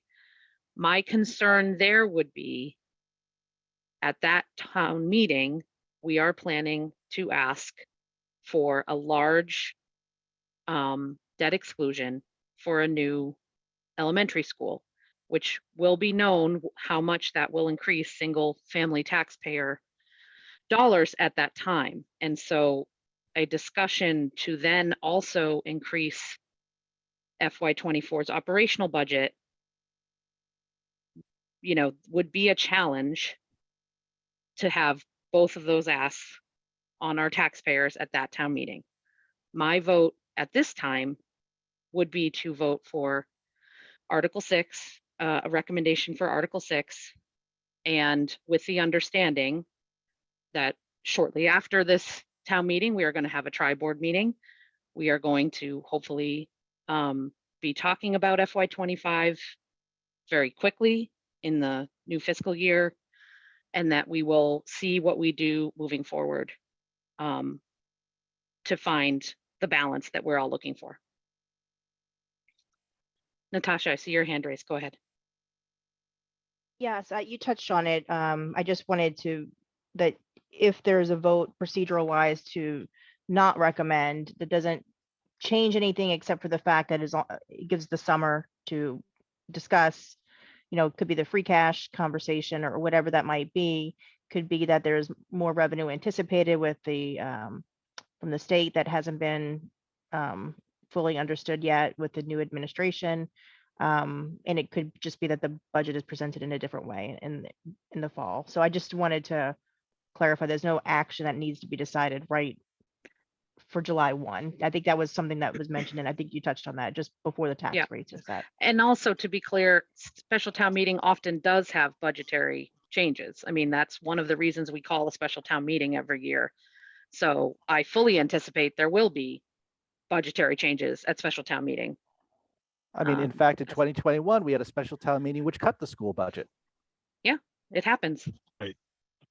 I'm gonna let Ken go first, and then you, Bob. Okay.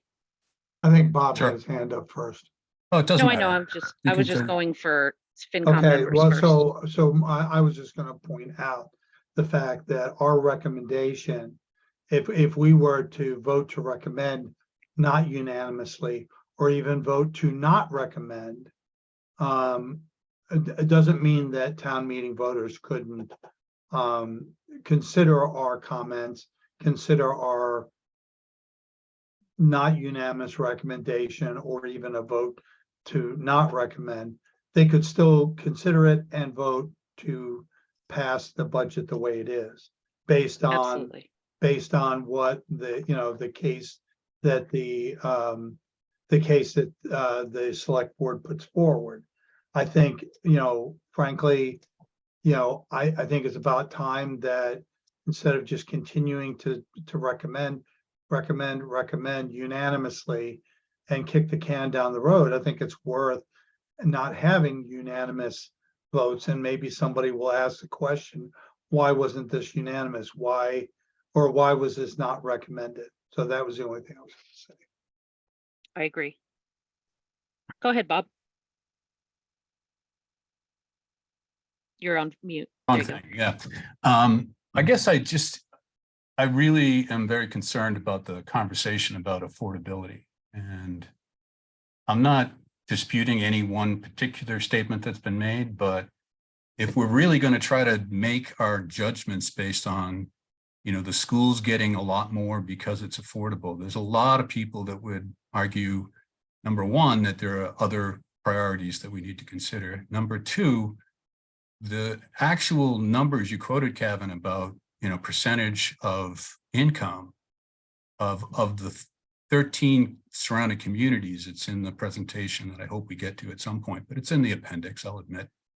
But we're the highest of that group in terms of the percentage, and that's the last data from 2023. Now, things change, right? Other towns are going up a little bit higher in their tax rates, but it's not clear to me that we have a lot of headroom to be able to raise tax bills beyond that and call ourselves affordable. So I think we're going to be real cautious if we're going to throw numbers around, to do a lot more research to decide where we fit with other towns, with, cost of living, all that kind of stuff, and with other budget categories other than only schools. I mean, I agree. And as I point out, Bob, that, inflation's hit everything. It hit DPW, although Sure. I do think this budget has given a little bit more attention to DPW's needs at the expense of the schools. I totally disagree with that, by the way. It's just in dollars amounts, I really want folks to start to look at those actual dollar numbers and really decide whether that's really true or not. Is DPW threatening to cut services, Bob? I mean, what services is DPW threatening to cut?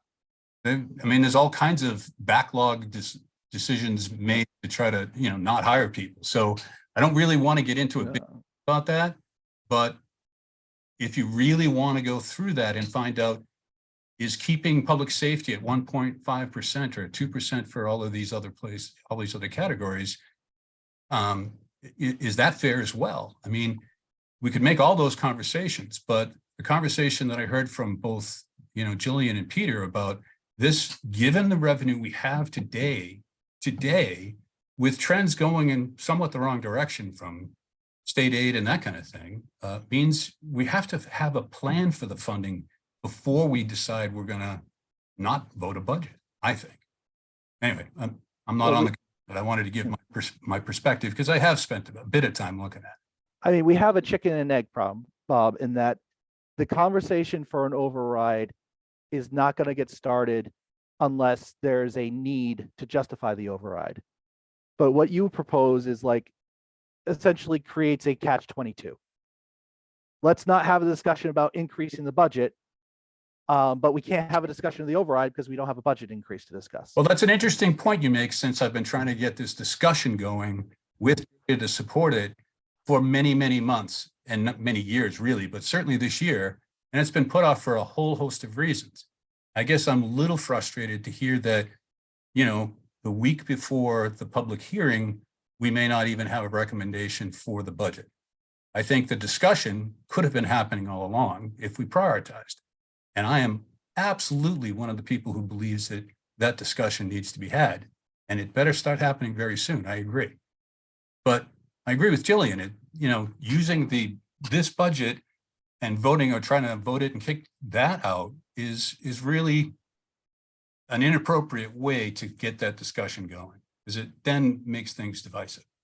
And then it's us against them again. I think that's wrong. I mean, I don't know who the them is. I'm That school in addressing- town, just so I thought I don't want it to be that way. And I think you all know, who've been working with me, that I don't want to have those kinds of lines drawn. But this might make it more so.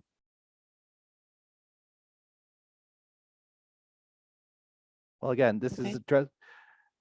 I'm addressing the warrant article. I'm not addressing any body other than what's put in front of us. And what's put in front of us is going to result, on the face value of it, is going to result in significant programmatic cuts to the education budget. Now, I've put forward alternatives that I believe are constructive. But on the face of this, in isolation, I cannot support this funding allocation on the face of it. Understood. Understood. And I respectfully disagree with the select board in the article that they put forward.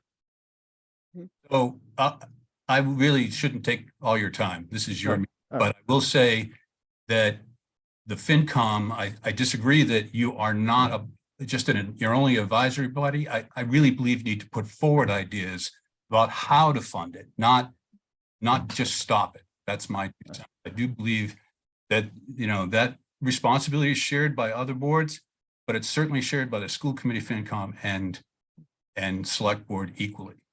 I will refer you to the Article 4 discussion that we just had and what I intend to do with the free cash. That is the constructive decision. Oh yeah, I'm not arguing that point exactly. I'm saying to say that that as a board, that now you're in a position. I mean, I've never seen the FinCom vote against the budget. And if it happens, I'm not sure it will pass. I think that throws more chaos into the process than you intend. Just my opinion. I'll be quiet now for a while. Yeah, I gotta weigh in on that though.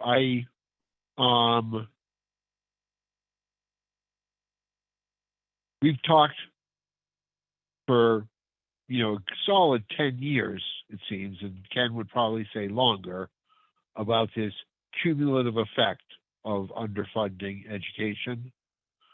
And yeah, we don't have another tool except to not recommend the general budget. So I think What you do, you have next year to basically put in an override and put it in. Yeah, but that carries you a but number. last year we went through the budget. The schools were told 5%, and at the last minute in January, they got cut to 3%. This year, they did a fairly long sustained campaign that they needed to be higher than the 3%, and it didn't result in the change. So, I mean, I'm still going to recommend this budget, but I think it is a valid thing to say, finally, after 10 years, screw it, we're not going to recommend the budget. And that's the consequence of, not paying enough attention to the education funding. So I think that is valid and not, I'm not going to vote that way, but. Okay.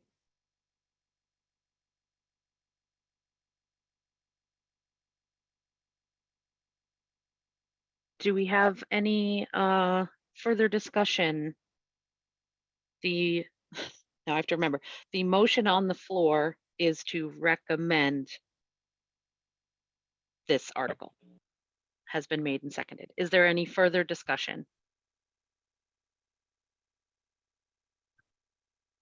Okay, then I will do a roll call vote. I will start with Khadijah, you're on my upper left. I vote yes. Okay, Ken,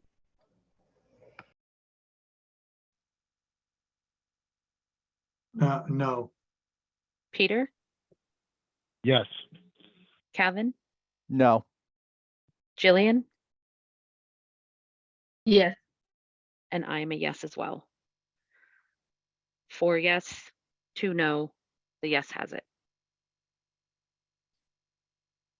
Okay. And then the third article before us that we have not yet voted on is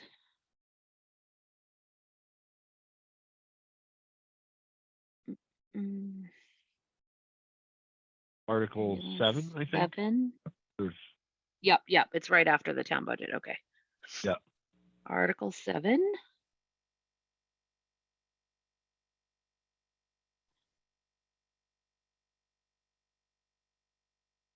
AI? Yeah. All right. I will make a motion to not recommend Article 7. Okay, do we have a second?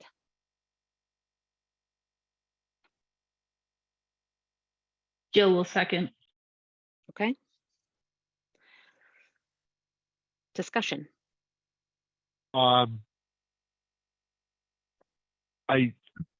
may well change something or vote a different way if this gets amended, but on the face of this is a bridge too far and we can't afford this.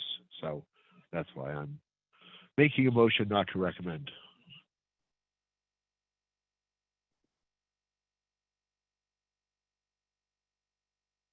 I would also say that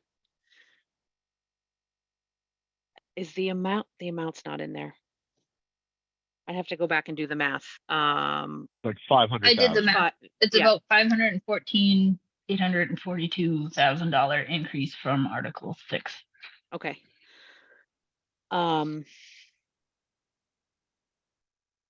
My concern there is that that increase plus the increase that is already present in Article 6 is, I believe, about the amount that we had in, overall to increase in the budget.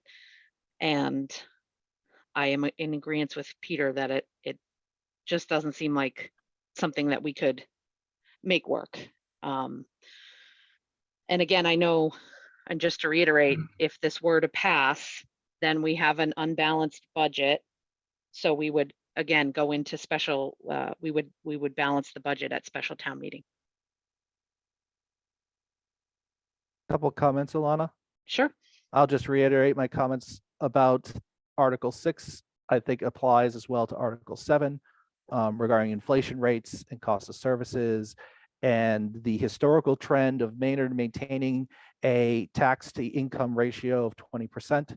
I do believe that ratio is going to go down in FY24 because of the committed 8% increase in median incomes. I also would also add that it may not necessarily go to the special town meeting in the fall. I would also point out that the select board does have the right to call additional town meetings if they so choose. Sure. And that may be a distinct possibility that if they want to be on the safe side, they could call a special town meeting during the summer. They could, absolutely. Although just, obviously, as I'm sure everyone's aware, special town meetings or any town meeting comes at a cost.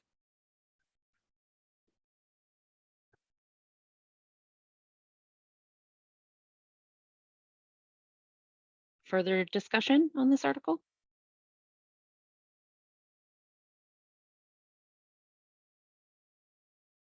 Just to See everyone. Oh, Natasha has her hand raised. Sorry, I didn't see it. Thank you. I just wanted to, Peter, can you expand on your comment about the language, or what was the aspect that was most concerning with the article? It's too much money. The dollar amount itself? Yes. Okay. Thank you. Yeah, and all we can consider is what's, in the warrant here. And so, I mean, this one's, for me personally, this is an easy one that we can't blow a $500,000 hole in the budget. So just to continue with that thought process, is there a threshold where, I know that we had talked about the circuit breaker. So if that was amended at some point to account for that, I'm just understanding at what threshold the dollar amount becomes most concerning to. I don't know. So again, I'm one member here, but I don't know that I have a dollar amount in mind. So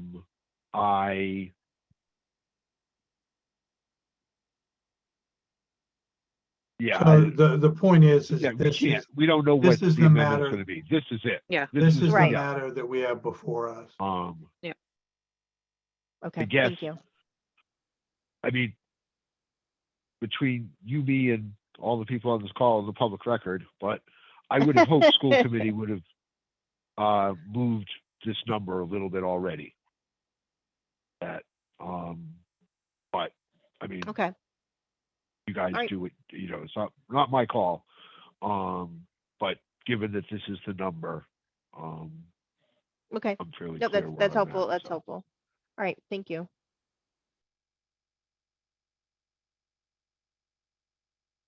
So Further just to, discussion? Yep, go ahead, Dan. just to reiterate, a yes vote is a yes vote to not recommend, a no vote is against that motion to not recommend.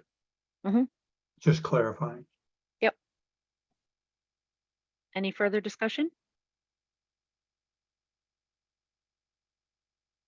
Okay, then I will do a roll call vote. We will start with Peter. Yes. Ken, No, Khadijah, Yes. Kevin, No. Jillian, Yes. and I'm a yes as well. Okay, so 4 yes, 2 no. Motion carries.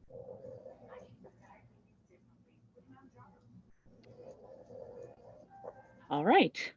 so just as a reminder, we voted to recommend that the general fund budget. We voted to not recommend the free cash warrant article, and we voted to not recommend the school warrant article. Correct. So with that information, I would be happy to draft comments for the budget article and the school, that last article, Article 7. If Kevin or Ken, or I'm forgetting how the votes went, if somebody else would like to write a draft comments for the free cash article. Sure, I can work with Kevin on that. Okay. And then after our public hearing on our next meeting, we can go over those comments and make a final that I can then put into our document that's going to be given out at town meeting for those articles. Thank you all for the really good discussion on those. So now on our agenda, we have preparing for that public hearing. And I will send this around. I just got it, this document, not long before we started our meeting, but I will send it around. It is also on board docs at this time. So this, and let me share. This is a slide deck that Bob and Jillian have been working on.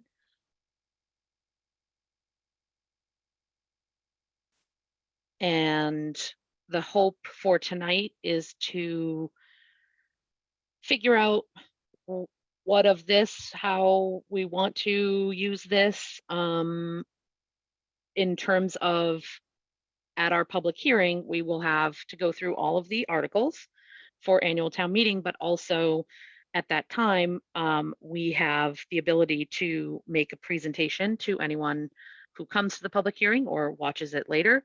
And so this slide deck is what would be presented at that time. So you said you sent this to us or you posted it somewhere? I posted it on board docs and I will forward it to you. I will email it to you. It was just finished earlier today. Yeah. So Bob, do you want to kind of go through your thoughts with us on this, and then we can kind of talk and. Sorry, can I just, Yeah. do you have to close something in board docs, Alana? Because I can't get into our meeting anymore in board docs. Oh, no, really? Okay, sorry. Hold on. That might be my bad. Hold on. Nothing, not Maybe even the I- agenda or the stuff that was Oh. there before is coming up. Okay, weird. I don't want to, I sure hope I mean, that we I can didn't. just do the thing. If there was something quick, but I don't want to.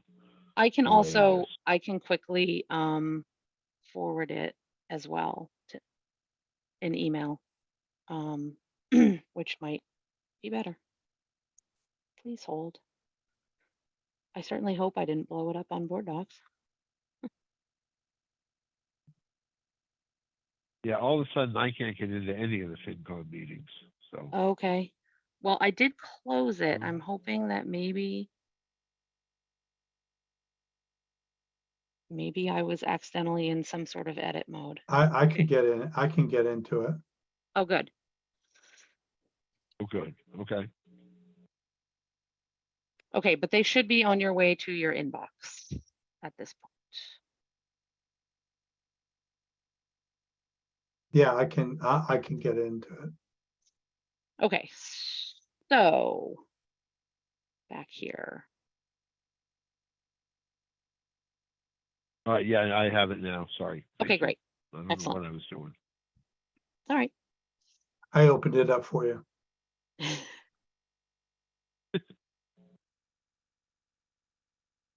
So what do you think, Bob? You want to take us You through go up a to the bit? top one. Yeah, I'll make a couple quick Sure. comments, but I want to make sure that we're on a decent page here. So yeah, so I sent out two of them to you and Jillian today. The first one, I had gone over and tried to scrub previous versions of this that some of you have seen presented here, at least. And reduce, okay, go ahead. You say something? No, sorry. So but basically to reduce the length, I got a little bit of feedback from Jillian that she was thinking we had to present this at the ATM, and it was never intended to be that. You know, there was no time to do that, not with the number of articles. So it's also not meant to be on a handout. This is really hopefully for the public hearing and to be put on the website. Right. The day of the public hearing or the next day kind of thing, so that people could look at it if they were interested. And that's all if the FinCom believes this is a good presentation. I joked with Jillian a little bit about, she said she had some comments, but this was my baby. And I can tell you, I would like nothing more for it to be one of your babies. Because I've been trying to get. I will jokingly say my babies are never more than 5 slides. Yeah, I get that. And I know that I'm not the most succinct person, but there's a story to tell here, and it goes to what we've been struggling with tonight, that it's hard for me to go below a certain threshold and still have that story have any meat to it. So I am perfectly open to somebody slashing and burning this if you can still tell the story, but I've already shown that I'm incapable of going much further than this. Right. I'm beginning to shift my gears to, I understand there's going to be a tri-board meeting, and I think we're going to have to grapple very soon, as we've discussed here, with, whoa, we just don't have we're outpacing our revenue. What are we going to do about it? I have a lot of ideas there that I'm not going to share tonight. So this is about, go ahead. You're gonna say something? Yeah, I was just going to say also that, yes, as much as we want to put up for those that are interested on our website, 100% think we should do that, and to possibly give a little more succinct version at our public hearing, just because I want the big points to be listened to and gotten through and not have people tune out. But also that the handout that we give out at ATM, I fully anticipate or plan to put the fact that this exists, if people didn't go to the public hearing and, haven't looked at our website, to call out the fact that we do have a presentation there. So all of that's good. And I don't care. For me, I don't have any dog in the hunt that says it has to be this at the public hearing itself. I mean, as it is, I think we're technologically challenged because you can't put it in presentation mode, and there's a little bit of animation, and it also presents a lot in let's presentation mode. That's Well, better.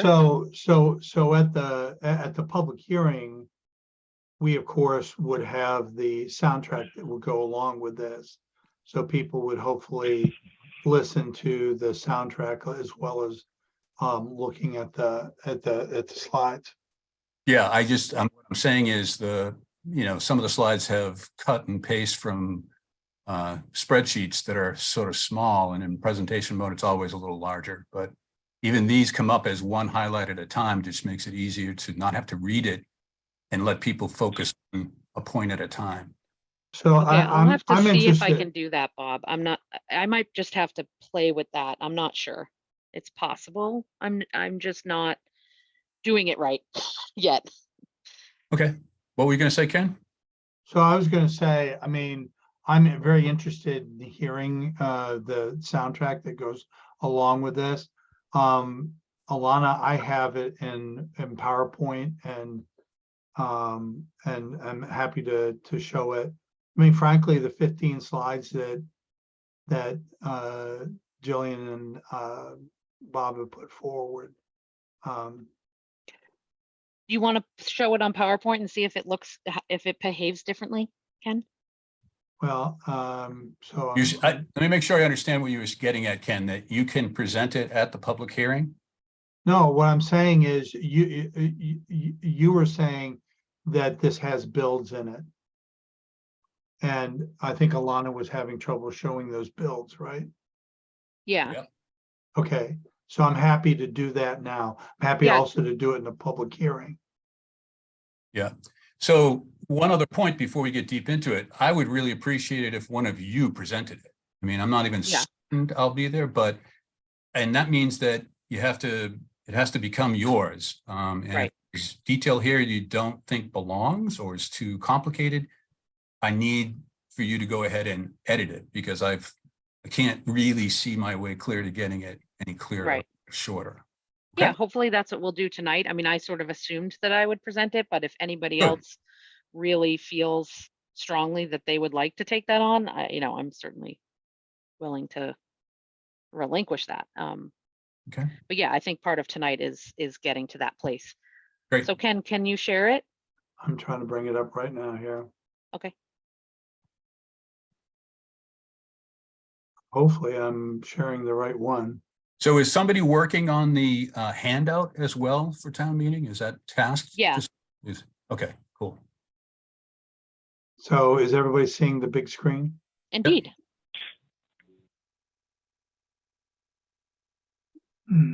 So if you advance, does it go to, yeah, perfect. Oh yeah, there we go. All right.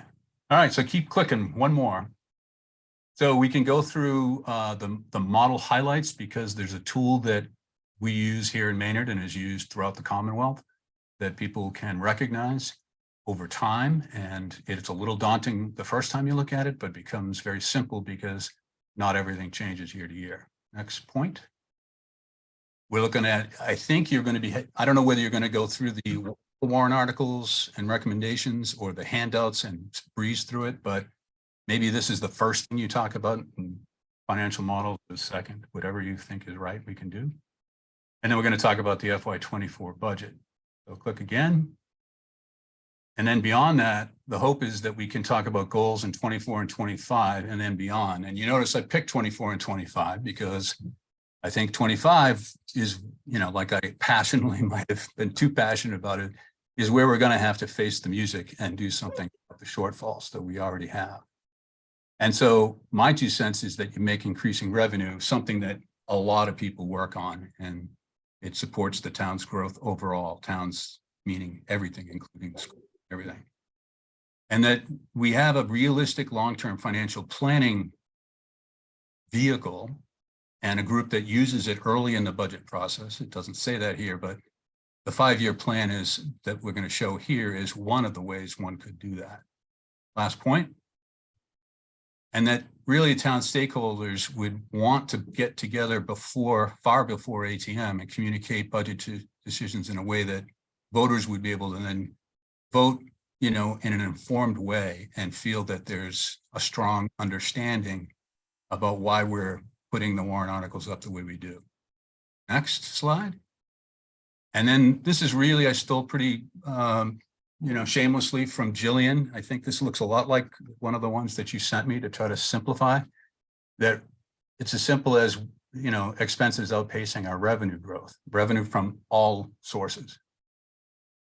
So basically we can't minimize, we don't ever cut expenses really, but we can't keep minimizing the expense increases always and still maintain the services everyone desires. Right. And then the way to go about this is that you decide how do we view and discuss prioritizing the coming needs across the entire community? And how do we then decide what do we prioritize first, second, third? And where do we get the money to do it? And then, you know, we've talked about the Prop 2.5 override. It's time we have a long discussion about it. And maybe that happens after town meeting, at the tri-board meeting and beyond. Business growth, residential growth, we've been talking about it in a number of different ways with a lot of people outside of this group and with this group over the years. State increases are flat and declining. Just it's a horrible mess that the state isn't really keeping up with their obligation to help us. And then local, receipts increases, another source, but probably not a very big one. Keep going. So, and the other thing I think we really have to keep recognizing is that there is a reality to the average family tax bill being higher than it needs to be for some people, at least that's their view. Maybe in line with, growing, resources and incomes, maybe we can afford more, but I think we really have to struggle with that discussion for quite a bit before we really are representing our townsfolk.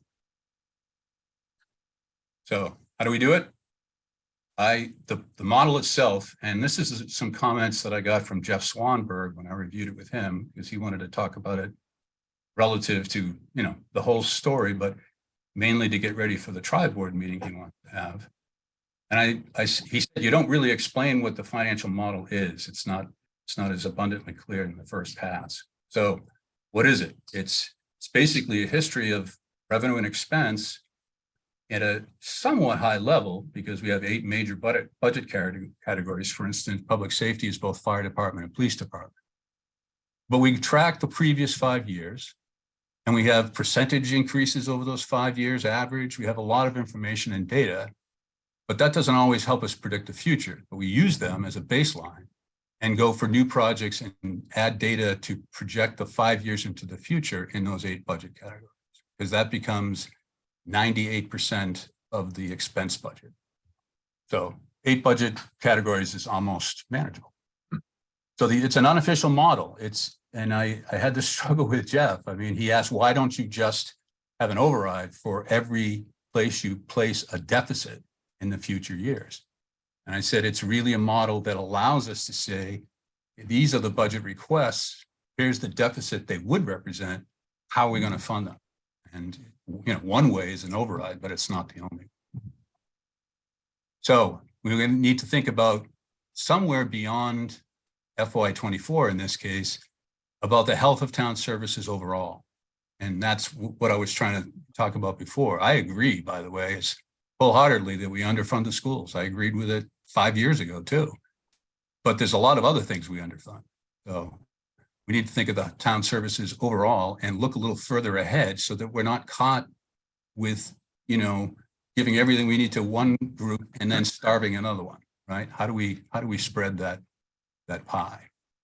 So I believe we need that the residential average family, single family home valuation and commercial tax bill increases are an issue that we have to struggle with. Keep going. Water and sewer fees and capital infrastructure needs, though they're not part of this operating budget model, are still impacted by decisions we make. And the same is true, of course, for the fund balances. All right, keep going. So those are all preambles, but I also took this opportunity to say, okay, this is the revenue portion of a 2-part financial model. This, you get up the top and the bottom is the expense. So since you can't see it all, and you can barely see it here probably, I'm not asking you to read these numbers, but I am going to say, click on the next one. And what this says is that the net deficit for future years helps us gauge what it is we're going to need to, come up to in order to balance the budget.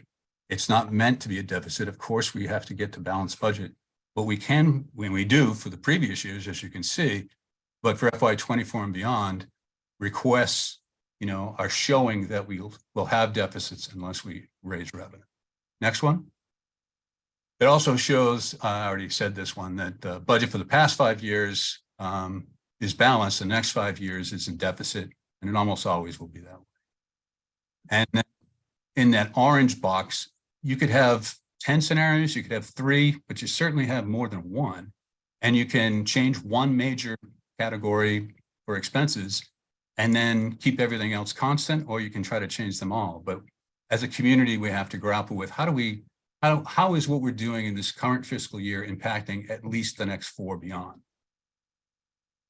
Yeah, in the past, trend history allows you to do things like, what were the last 4 years of increases average in each of these revenue categories?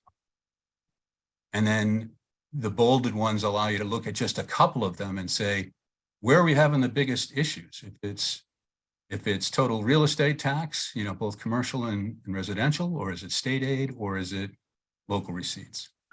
Next one, last one. And this overall revenue history can help you inform the projections and which changes you can control and which are really like fixed costs that, you know, are going to happen regardless. And focus on only the ones we can control in order to see if we have some action plans we can implement. Go ahead. All right, so this one is this is a state website that all of you should be familiar with. If you're not, you got to go play with it. It's on the DLS gateway, and that's the link. What it shows, if you look, it's not just doesn't jump out yet too much, but in the oval, you see that going into FY22, we had a bump in revenue. And it's, you know, this year is the orange one. So we're talking about the purple one.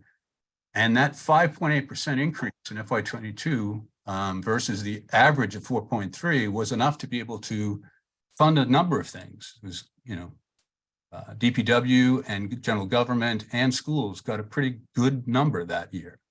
But we have to have that revenue all the time in order to be able to give that kind of revenue, to that kind of piece of the pie to all of those categories. So it's just to highlight, you can look back at this data and say, if every year were like FY22, we'd be in pretty good shape, but they're not. So what do we do about the fact that we don't have enough revenue? That's really what we're struggling with. This is this year's piece of the pie, if you will, for FY24 this coming year. And this is the budget you just voted is really the A2 budget, which is the TA recommended budget. And that's how it's apportioned in both percent and actual dollars. Any questions so far?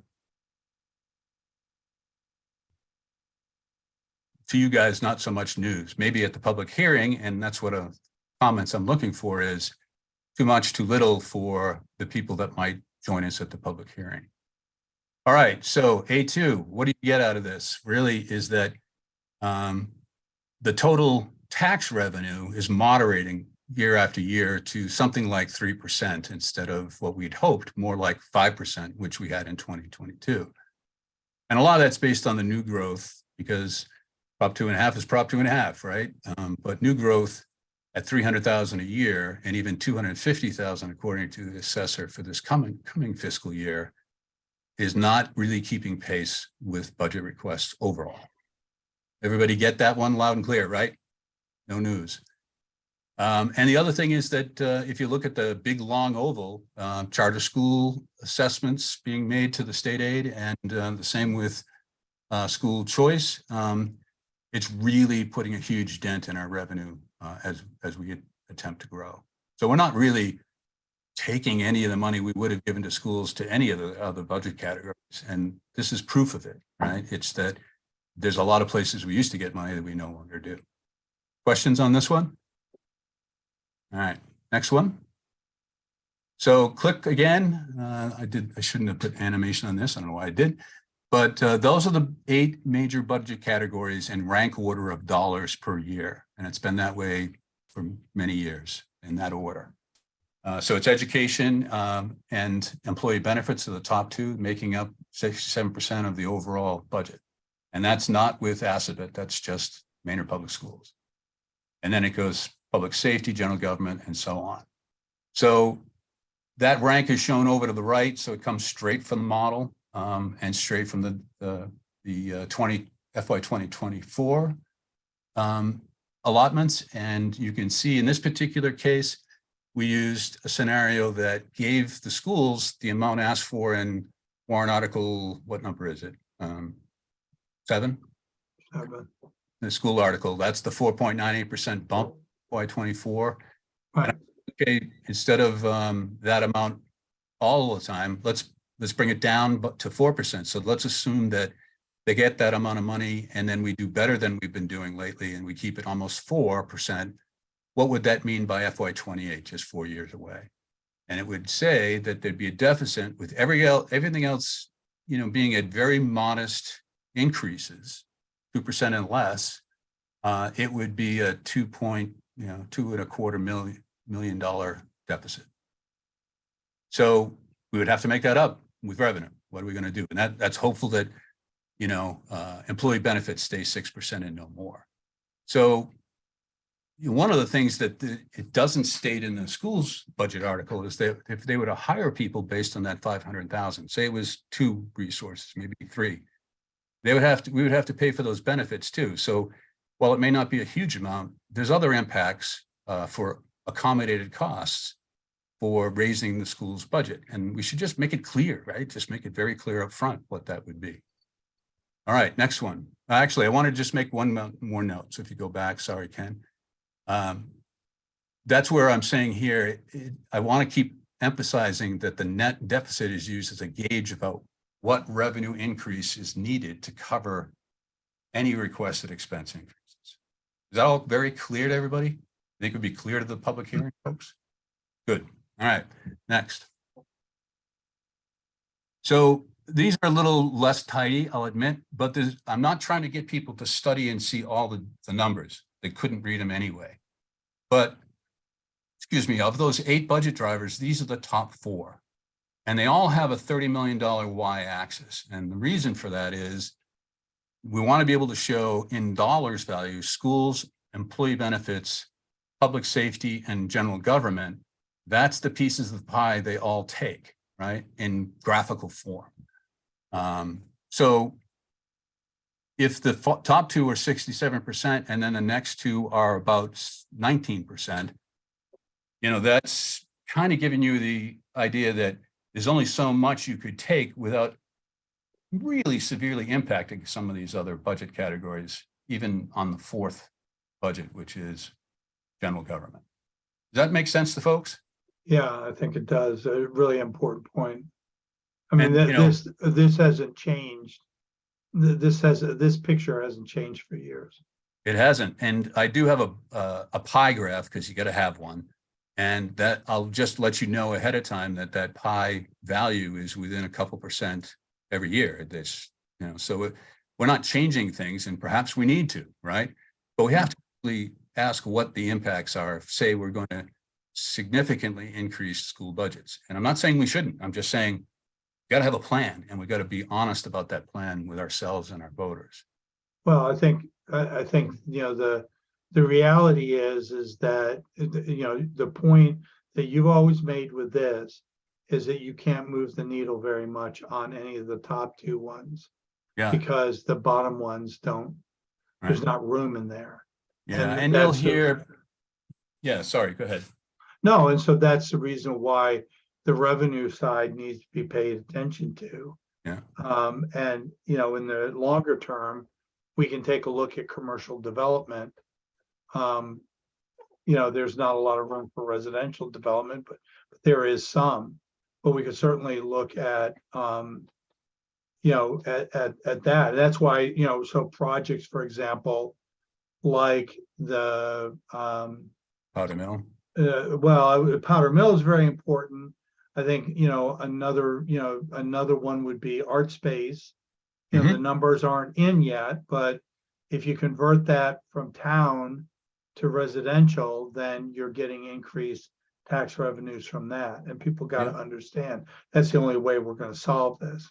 Yeah, those are significant changes. And, I've had a couple discussions where we could talk about, and one of them is here in the room tonight. And, we could go after what would it take? We could pick 3 major objectives and say, what's stopping us from increasing revenue from these? And if it's zoning or some way to, talk to property owners or whatever it might be, as hard and impossible as it might sound, we need to be doing more of that, because it's not the job of the town administrator. It doesn't seem to be the job of the select board. So it's going to have to be a whole bunch of group of volunteers, frankly. And that might seem scary to people, but I can tell you, I don't see it happening any other way. So let's keep going on this. Almost done. So this is the warrant article highlight. I don't know whether it's needed, whether you'd put it up top if you wanted to talk about it as budget warrant article 6. But this is the one from the schools, and these are just some of the impacts. If we, like I said, this is the same cut of the spreadsheet above that says if we funded this the way this article is talking about, what would be the impact in FY24, and then in FY25, it just gets higher, right? 887, it goes from that to 1.2 million, 1.7 million, and up to 2 and 2.25 million. And with an increase that doesn't seem crazy. I mean, we can make any scenario we want with these spreadsheets, and if you put that at 6% all the way through for the schools and nothing else changes, that number up in the upper right for FY28 becomes 3.5 or something like that million. So I'm not trying to scare people. I'm trying to say, in fact, I've been accused of that with some of these spreadsheets, but it's basically, these are called hard facts. These are if we want that kind of increase, then we've got to find ways to either do it by, having an override or a combination of override and revenue increase from taxes. Well, and I think, one of the points I've made in discussions with people is, it's not pleasant to defer maintenance on our roads and other infrastructure, but deferring expenditures with schools affects every child's education. And I just feel as though we have a moral obligation to be mindful if we're going to sit there and compromise on that. Yeah, well, I get that, but I mean, you got to have everybody else's, voice about what matters to them. Absolutely. And I want to make sure that we are putting ourselves early enough in a process where we can have that discussion and come up with something the community as a whole can agree is the right mix. That's why I was hot on the collar about the budget, because, frankly, we could have made a lot of these scenarios, and I think we should next year, so that we have a plan that has already been scrubbed, a compromise has been had to come up with the best choices, for the coming. Well, I'm glad to hear that you're having discussions with the select board, or I guess at least one member of the select board. So sure. Former members sometimes, yeah, everybody will listen to me. Yeah. Next slide. Oh. Yeah. Yep. Advance. I'm sorry. Let's try this again. There we go. Yeah. All right. So the only other point here is that this is the next 5 in the ranking, 5, 6, 7, and 8, which is DPW, Capital Debt Service, Astabit, and Culture and Rec.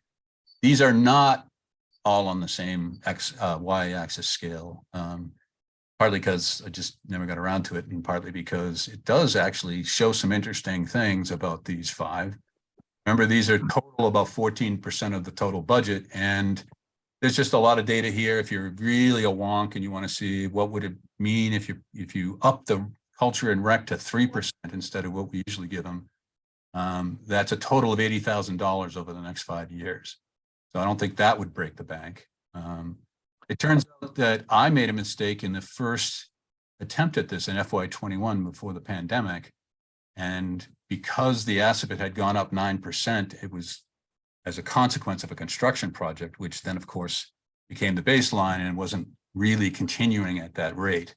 So that moderates, and you can see it actually literally went down from whatever the green FY21 to 22 to 23, and now going back up approximately 2%. So there's, and the other one with the DPW, any one of you could go in and say, hey, gee, what happened between those 2 years with the big jump? And there's probably a lot of reasons, including moving headcount from one place to another. So we could look into that, but again, the total there is still you know, a whopping, whatever it is, 2 million, and not going to be, you know, easy to take a lot of that and make a big dent in the budget for the schools. So Bob, that Yep. that circle for DPW, that's the teal. That's Yep. FY23 was the increase. Is it? Yeah, sorry, I can't, I'm actually blinded here. So yeah, so some color of my discussion with Justin is that part of that. So you notice that we saw a revenue increase in FY22. Yes. That was from Maynard Crossing, I believe. Yes, well, mostly, but not Mostly from Maynard. That was the biggest bump. Yep. Yeah. So I was talking to Justin about this, and a lot of this increase in expenses. So yeah, Maynard Crossing brought in a lot of revenue, but committedly in FY23, it also increased DPW's expenses. And, you know, probably the fire department and Yeah. all that kind of stuff. Yep. All that's true. And basically put a demand on the water resources that we're, you know, kind of maxed out on. Yeah, and that's kind of what DPW has been chasing, is the knock-on effect of adding Maynard Crossing to our water supply. That's why we've had all these requests for filtration, and that's why there's been a noticeable impact in the water between FY22 and FY23. You know, we're vast differences in how people are reporting their water quality and the expenses needed to maintain that. Well, so it would be interesting to see, because part of the approval of the project was acknowledgement, Kevin, that those expenses were going to go up.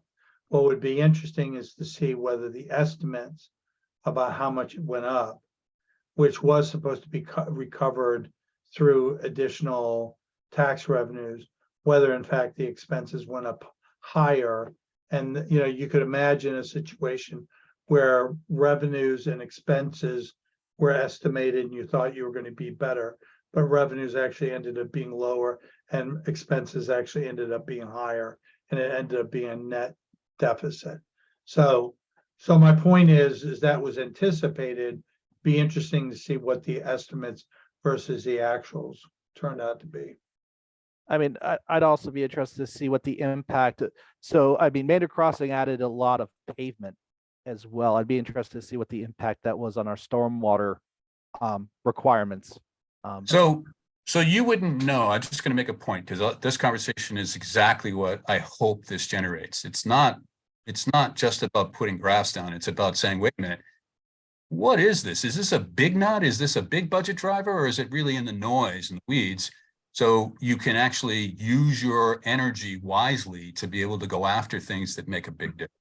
I'm not saying it means that you couldn't have a lot of other things in the back burner, but you know, we need to be healthy enough to be able to balance the budget before we can worry about, you know, $20,000 issues. So this allows you to, you know, pinpoint where we should look, right? I was worried about Assabet. Well, I'm not as worried about Assabet anymore. And if you do this every year and you're looking back 5 years each time, you'll have that data right at your fingertips. I think on that as well, I think that rank number 6, the debt service, I think that is also a much needed discussion, because I've been asking for months now to get the debt scheduled and see when certain debts are rolling off. Yeah, I got it in here. I got it from John Larkin the other day. Oh, thank goodness, because I've been asking about that for ages now, because of all the talk regarding the new Green Meadow, and I'd be really interested to see. So let's get to it. Yeah, I'll look at it quickly. I'm not going to keep you 11, but the thing is, that's going to be of all the things that have been going down, that's going to rise pretty substantially. And what does it really mean for us? And you're absolutely right. You got to look ahead enough to be able to decide how big an issue it is. I mean, I'd be interested to see what the impact of Green Meadow is versus historical. I know it's gone down. Yeah. So you said it's gone down. But it's quite a bit of information with an enormous caveat that it's a work in progress from John. So, but the data is still valuable to look at, as long as you don't try to hold them to dollars and cents. All right. Can we move on? Yeah. Oh, here we are. I didn't realize this was the very next one. So this is the debt exclusion funded capital projects. Is there a way to make that bigger on your side? No. Probably not. I got it already full screen on a big screen, Yeah. so. Yeah, all right. So you can see that we're talking about high school, then school boilers, police station, library, fire station. All of those are in excluded debt that has already been, issued, right? And we're still paying off. And you see, even down there, school boilers and police stations start to fall off in 2029. That's what you want to know, right, Kevin? Yeah, I also heard about the library. The library was also supposed to fall off too. Okay, It there does is. in 2025, That's it. right? Yeah. So there you go. There's the history, and it's succinct enough. There's lots more you could go back further, but that's what you really want to know. That kind of gives you an idea of what we're spending our debt service on. And then if you want to have new debt issuance, is what his term is, starting in FY24, some of this stuff is what's on the free cash warrant article, right? Bleachers, new school for Green Meadow is the top one. So I don't know what exactly the assumptions are to come up with these numbers, but he's saying it's starting in FY24, and maybe it's not starting till FY26, right? But we can start to use a tool like that. It exists. It's just that it's a spreadsheet, and it's hard to put it in a PowerPoint presentation, to be absolutely honest. And what you can see in the oval is that right now, if we did everything we wanted to do and we're moving very fast, the debt service would go from 1.9 to 4.47, right? That's a big jump, right? And that's a tax bill jump, right? So there's that jump, and then there's the talk about an override. So if we could go back a few slides, of course, let me see. Trying to remember where I was. Keep going one more. Into a spreadsheet. That's the expense. One more, just one. Revenue. Hold on. Go back to revenue. I just want to point out, because you probably didn't see it and I forgot to mention it, right there. There's a place just under, so where it says Prop 2.5 override in the upper left on the second line down under real estate, there's an override. You can plunk that number of override in anywhere you want, right? You could put 500,000 in, you could put 2.5 million in, and you see you would have a surplus that you shouldn't spend right away, because by the time you get out to FY28, if you put 2.5 million in FY25, you're back to needing more money in FY29.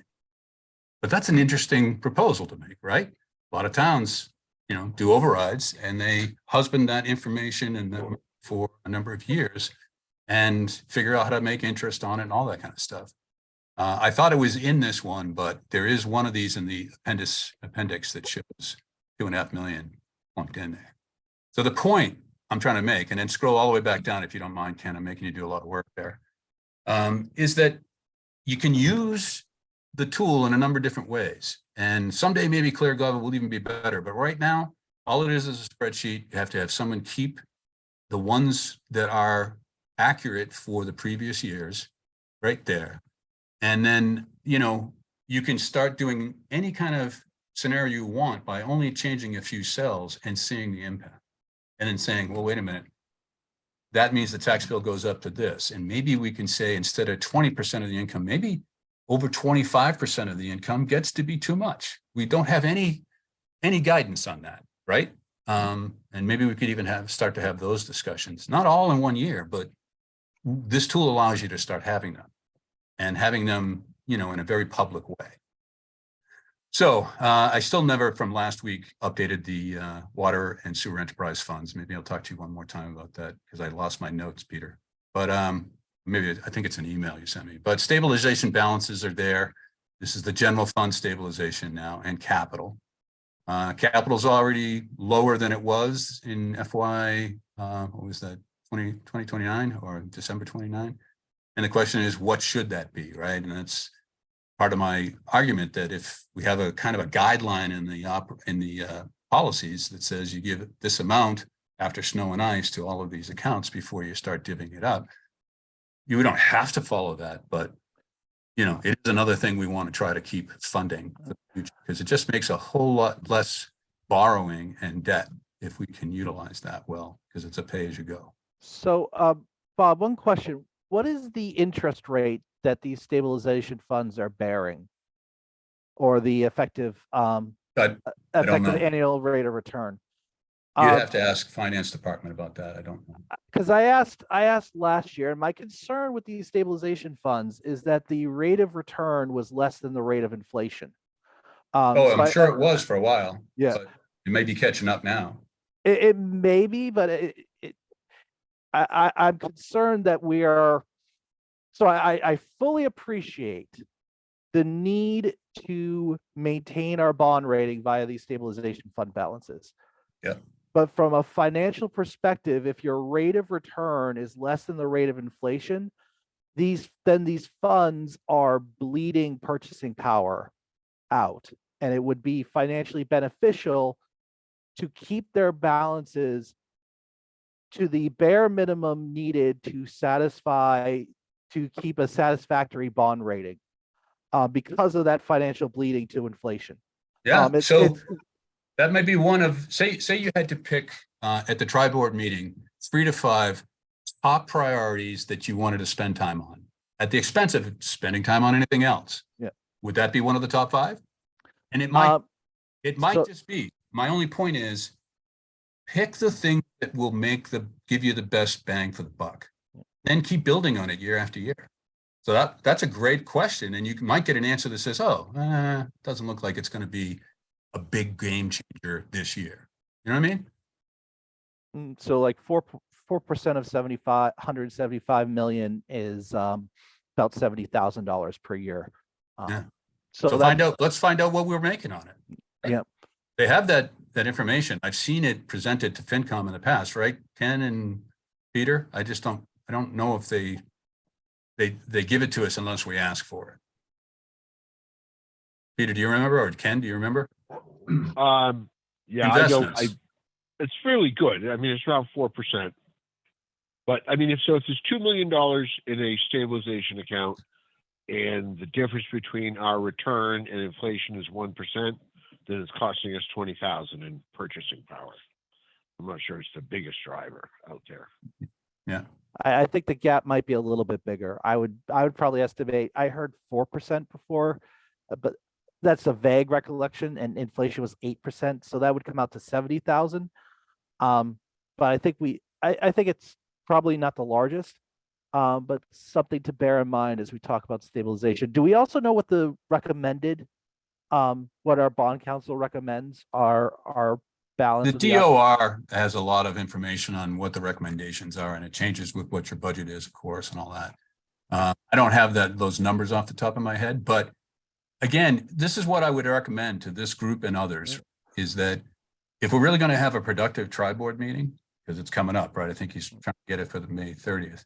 Come armed with 3 or 4 things. That's what we're going to try to do, is say, let's not just talk. Let's decide what are the things that will move the needle, if you will, an overused cliche, and then throw it out there and be prepared for somebody to have maybe one that has even more impact near term. But come prepared for those discussions to throw a few ideas into the hat.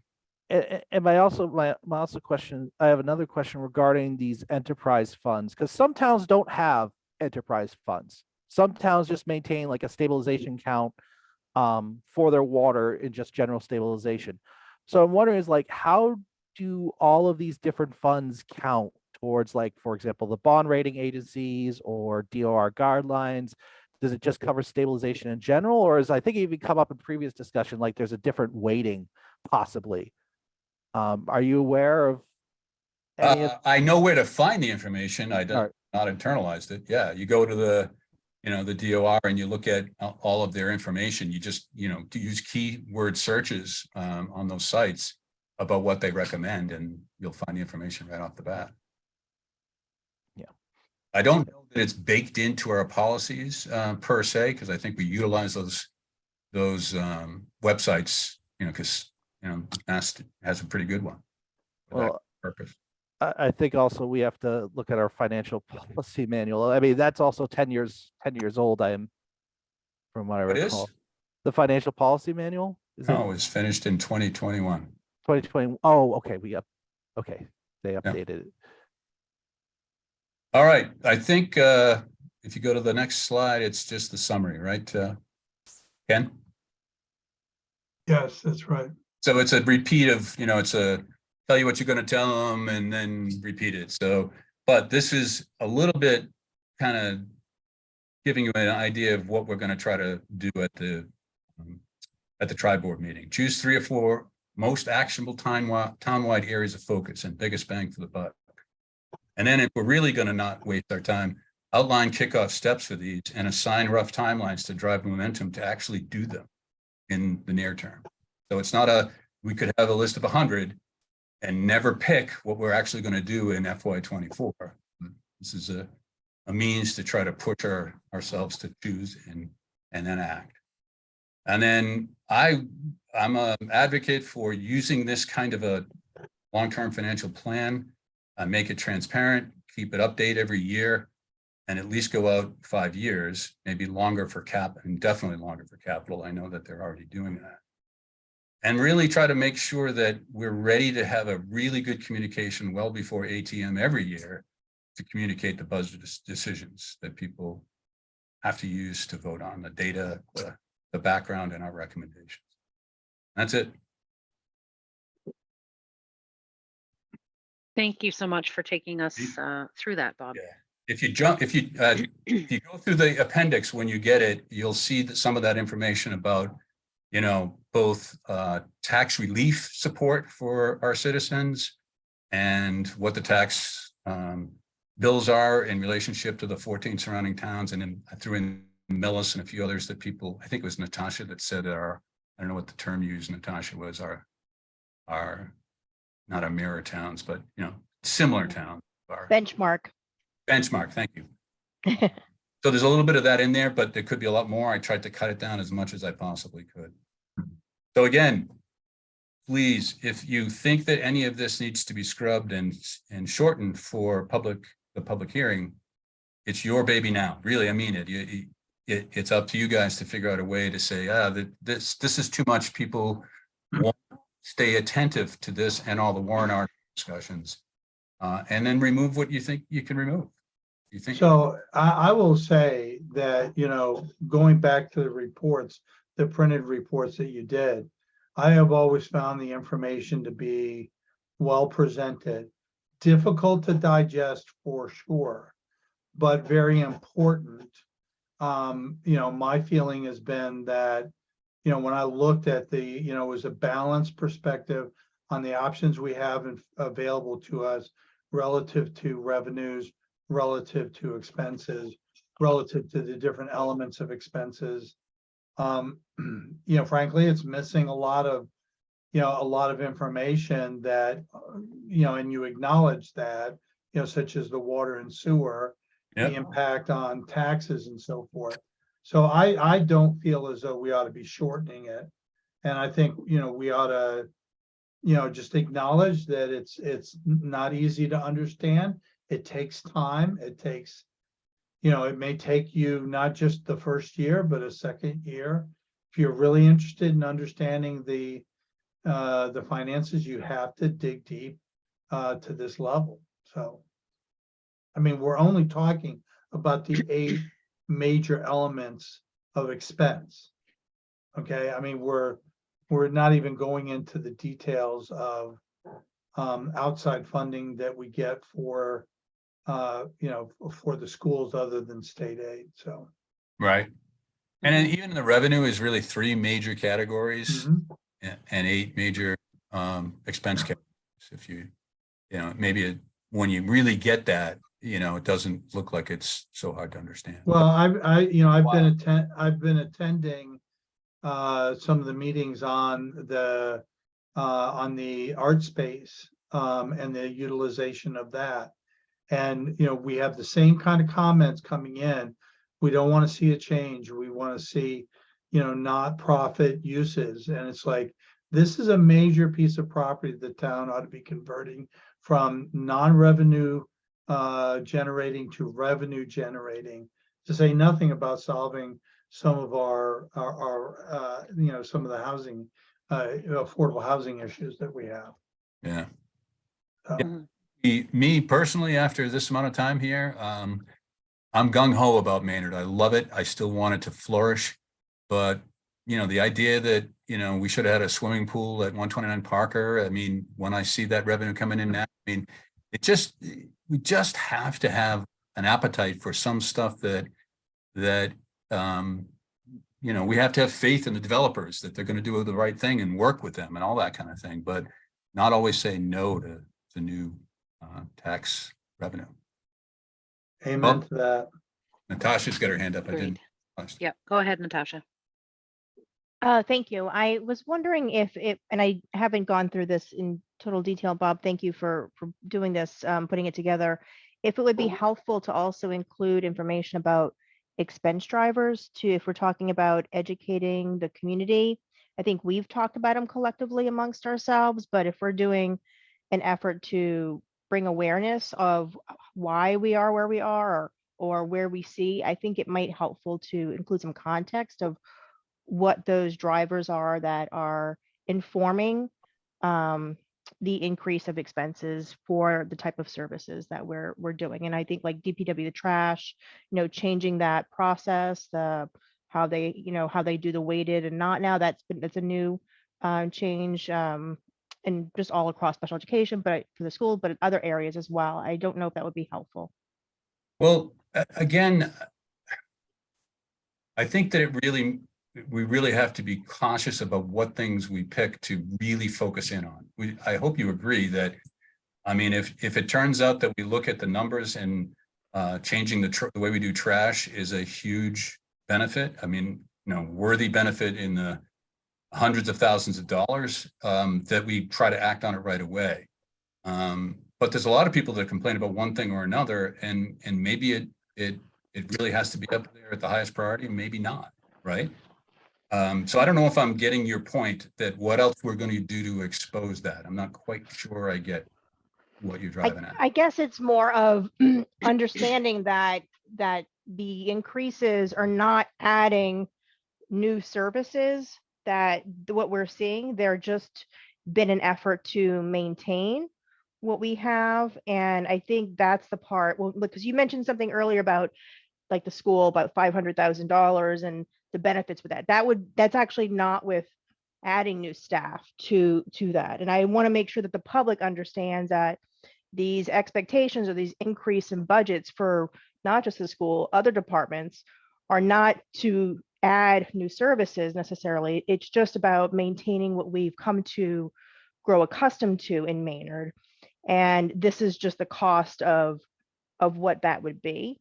Because I think naturally people would say, well, you don't hire anymore, but we're not hiring is the nature. This is just static.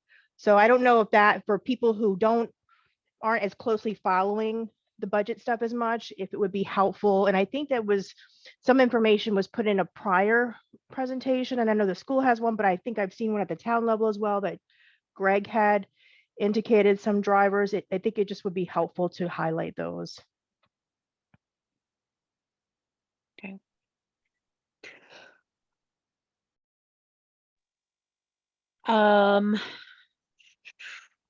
Any other reactions, thoughts from other members?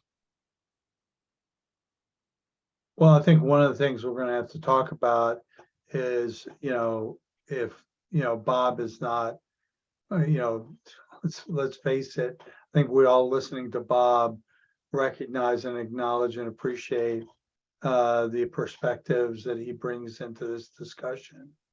However, if he's not going to be able to be at the public hearing, then somebody is going to need to do this presentation. Yeah, just so you know, I might be at it, but I don't want to be the one to present. And the reason is I want it to be the FinCom's information. I want you to believe it. I want you to get behind it. And if you think that you can't by any of the stuff that I put in there, remove it and say what you do believe. You know what I mean? Because I always intended it to be recommendations. Like one of the people that you tried to get, Ken, to do data analysis. I don't know what you called the on deck people, but I'm an alumnus on deck. I really do want others to take this on, because I feel like if I keep being the spokesperson for it, the folks that are going to be here after me are, not going to dig in and own it themselves. Are you sharing? You said you're sharing this with a select board member. Is that also what's going on? Yeah, I talked to Jeff, who asked about all this information because he knew I was planning to work on it. And who else have I talked to? I talked about Armin before he left. Is he still here tonight? No. Yeah, I have to talk about it with him because I'm working with him on, a rogue committee to just go out and try to recruit new businesses and new housing projects to be able to do just what we've been talking about for raising revenue instead of only overrides. So yeah, go ahead. What I think there's a critical need in the town is someone, as you said, to own this. But I don't know. I mean, this sounds like it's useful for both FinCom, Select Board, and other town committees as well. So I'm wondering is how do we align all the committees to agree on a single person or a single body to own this? Because I would love to own this as FinCom, but I think it's also useful to the Select Board, to everyone else, and maybe it's not the right fit for the FinCom. I don't want to presume for the Select Board. I would be happy to do it for the Select Board, but I'm wondering, is there a way that we could actually centralize this and get all every single the major committees to agree on a person or a group of people to maintain this? Well, so we have talked about this before. This is certainly owned by us on the FinCom, and we can certainly agitate for it's being maintained by town staff, which is, frankly, some of it has to be done that way. Unfortunately, we've had some, turnover with town staff, and so until that stabilizes, that may be difficult. So, but I'm going to argue this point, Ken, that I got the basic model from Lori Plord, who used Mike Guzzo's model, right? Yeah, and we've seen it before, and nobody has ever turned it into a forward-looking plan, right? A financial, budget plan for the future.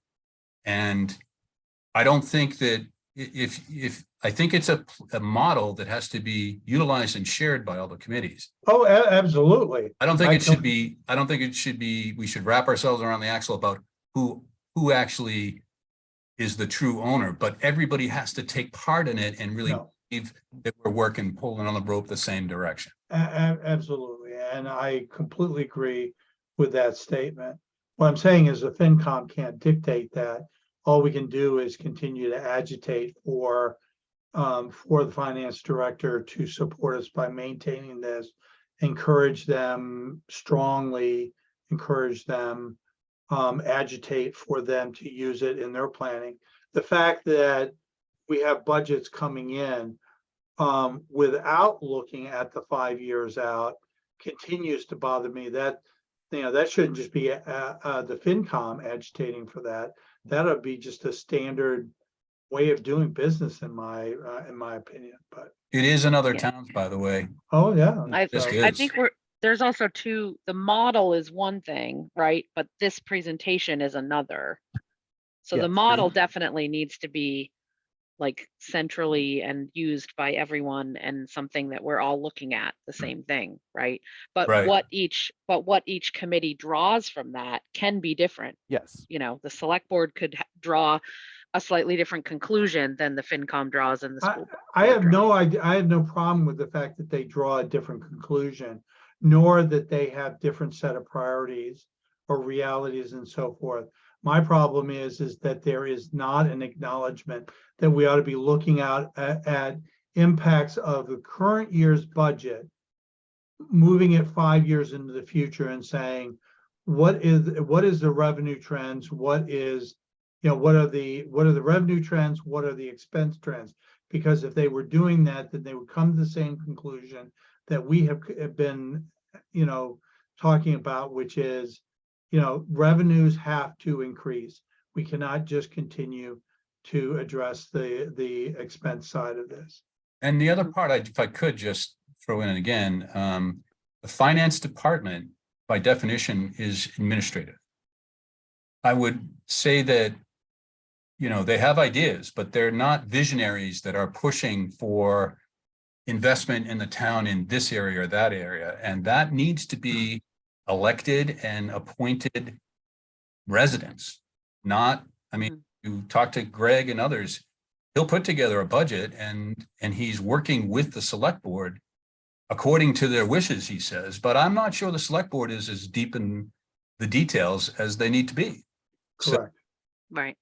Correct. In fact, I know they're not, so I'll just won't mince words, but so if we can change the narrative that you need to dive in at least at this level of detail and kind of do your duty to represent the populace, to say, this is how we're going to meet these challenges in the future, then you have a tool to do it. And why not use the same tool that everybody else is using? Yes, That's that's an imperative. So, And I'm going to let Jillian speak because her sure. hand's been Yeah. raised, and then we'll. Sure. Yeah, so just echoing a bit, sort of, I think what you all have been saying. The first step has to be to get the select board on board with future planning, because right now they're not.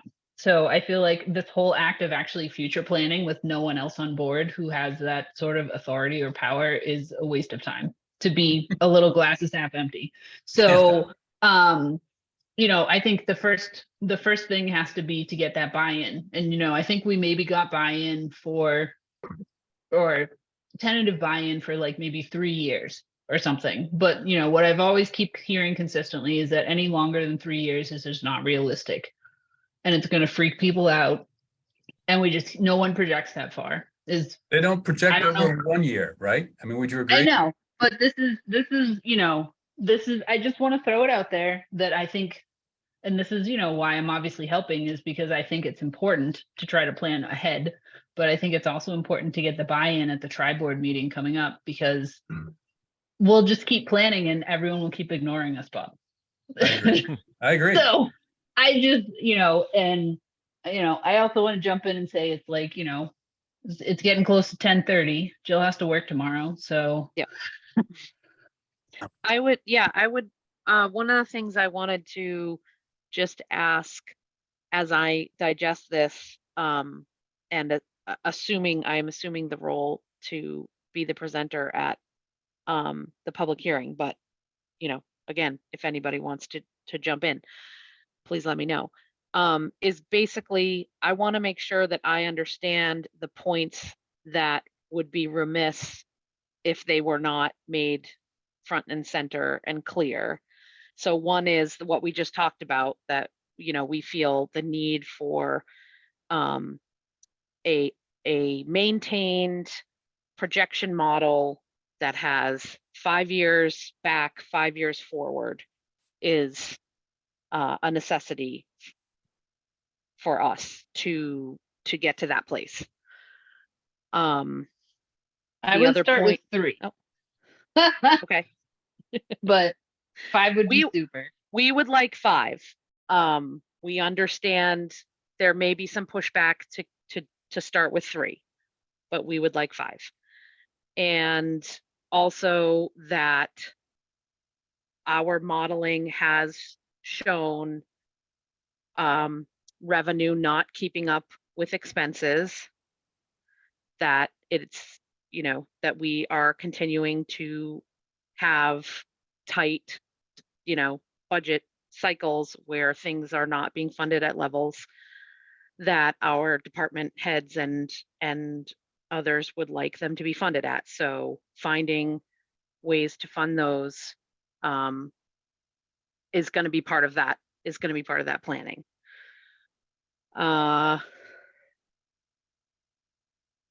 What else did we talk about?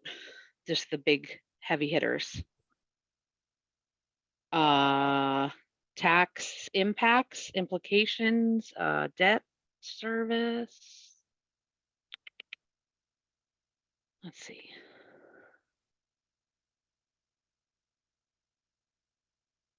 Revenue.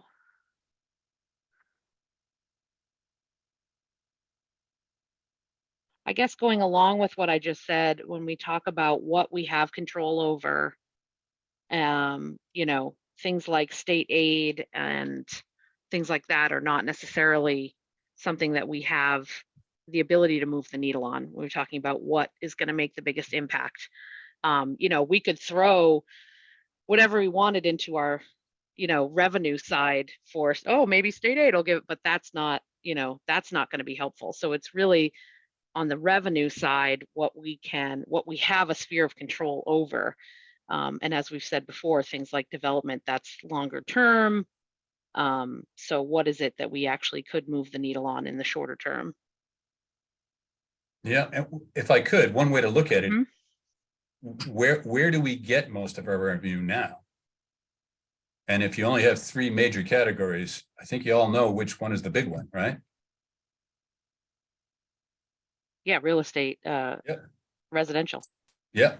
So we've got to, you know, if that's the big nut already, I mean, we could say, well, there's no way to get more of that. Then, well, they only have the state and, you know, local receipts, state aid, local, what do they call it? Actually aid. But, you know, if that makes it easy to say, well, we've got to start by increasing our tax revenue.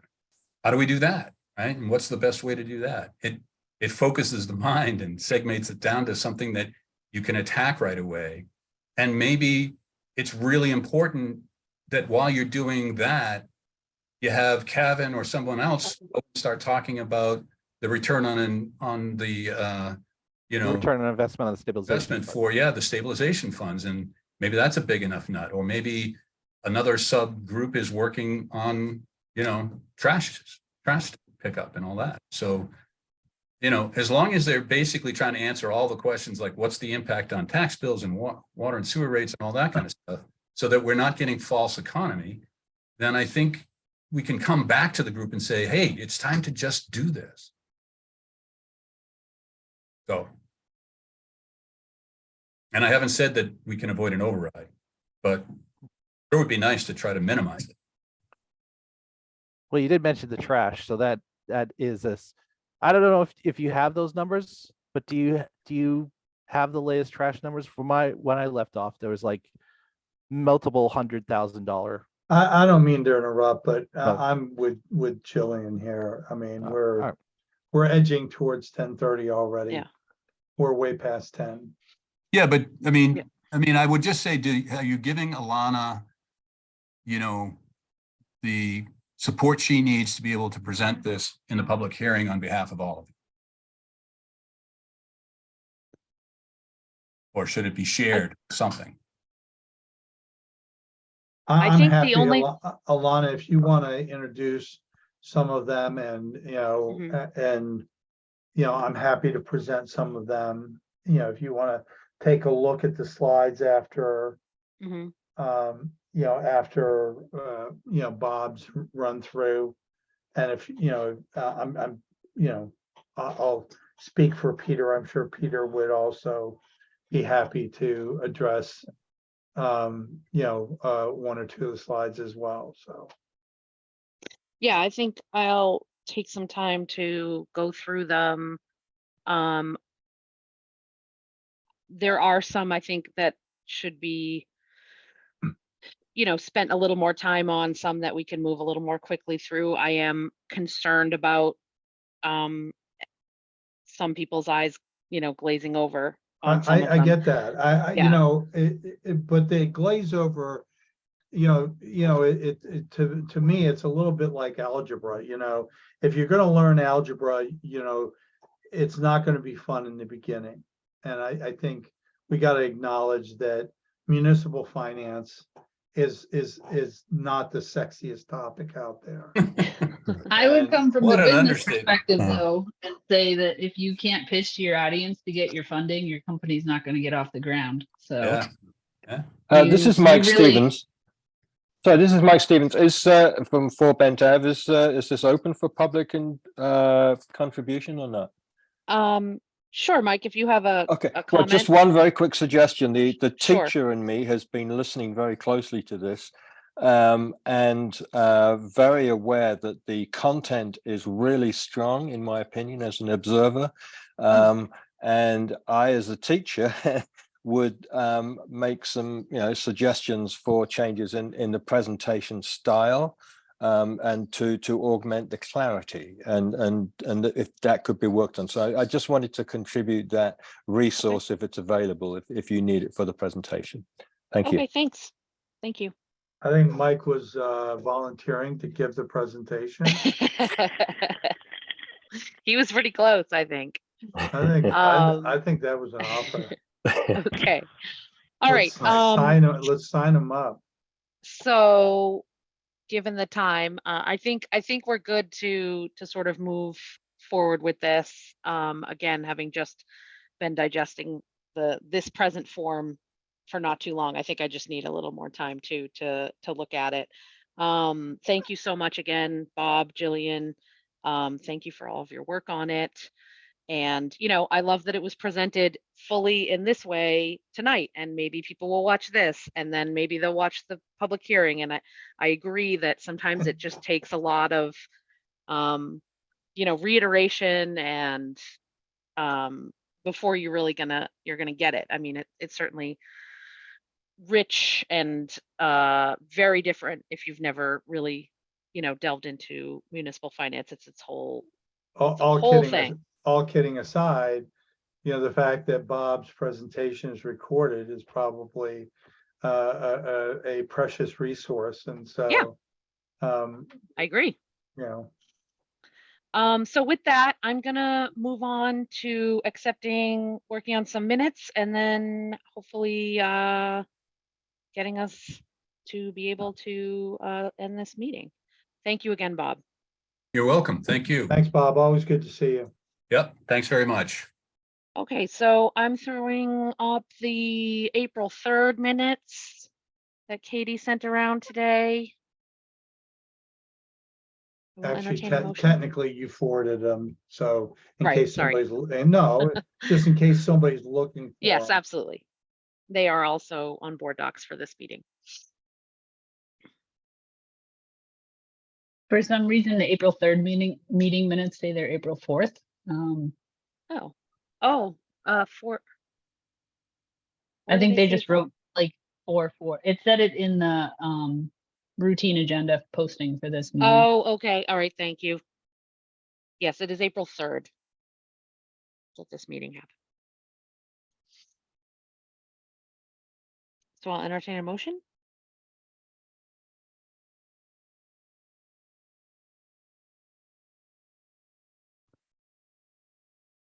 So I make a motion. I'll make a motion that we accept the April 3rd FinCom meeting minutes. Okay, second. Excellent. Second, Peter. Any further discussion? All right, we'll do a roll call vote. Ken? Aye. Khadijah? Aye. Kevin? Yes. Peter? Yes. Jillian? Yes. And I am a yes as well. We'll move on to the 10th, where we have a whole bunch of voting.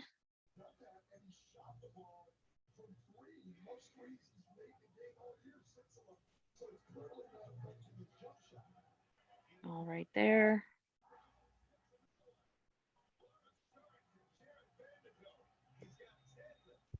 That's the bulk of it. I'll entertain a motion. Make a motion that we accept the April 10th FinCom meeting minutes. I second. All right, Khadijah seconds. Any further discussion?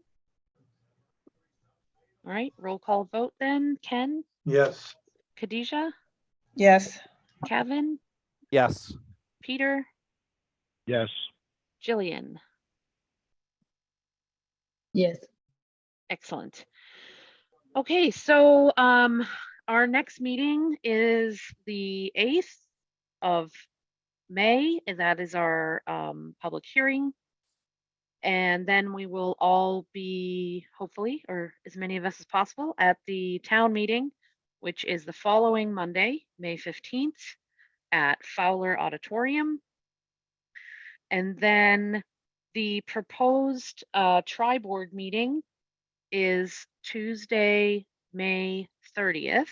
And I've heard from a few of you about being able to attend. I believe I believe we would have a quorum at this point. Is there anyone that knows they cannot attend that night? That's remote? It'll be hybrid, so there'll be an option to be there in person or remote. Okay.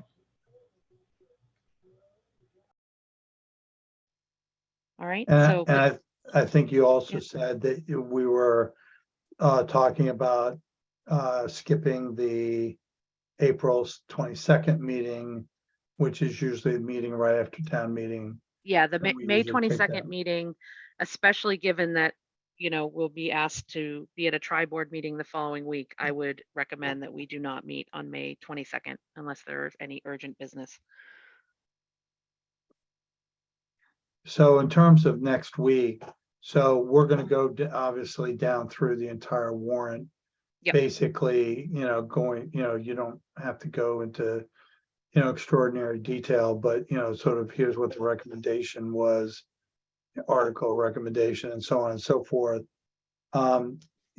Taking any public commentary as we go through. I Mhm. assume you're gonna do that first and then do the presentation after, or are you gonna do the Yeah. presentation first? No, I believe I would do the town meeting first, as that's what we are required to do for the public hearing. Make sure we get that done and then move to our presentation. Yeah, and again, if you want to present the whole thing, I'm sure the rest of us can provide color commentary. If Mhm. there's a couple of slides that you want me or Peter, even Jillian, to present, I think, we've been involved with this presentation and the model long enough that we can certainly help out. So Okay. I'm sure you do a fine job, and but I do agree with Bob that you should feel as though we're behind you and willing to Mm. step up and present a slide or two. But Okay. I Yeah. for one would probably defer to you and let you present the whole thing. And if you want some help, just let me know, let us know. Yeah. Thanks. I appreciate that. I have the same comment. Okay. So I mean, if there's any particular slide that you're like itching to I'll talk or do present about, the let me know. I'll do the title slide. Okay, great. Perfect. Okay. I'll do summary. Any I'll do the summary too. Okay, I'll good. do a summary slide, wrap up. Thanks. Any other updates from committee members? Okay, looks good. Then I will entertain Make a motion that we adjourn. Do I have a second? second, Excellent. All those in favor? I will take a wave for that one. Okay. Thank you very much, everyone. Have a wonderful couple of weeks, and we'll see you at the public hearing. Bye. Thank you. Bye. Bye. Thank Good night. you.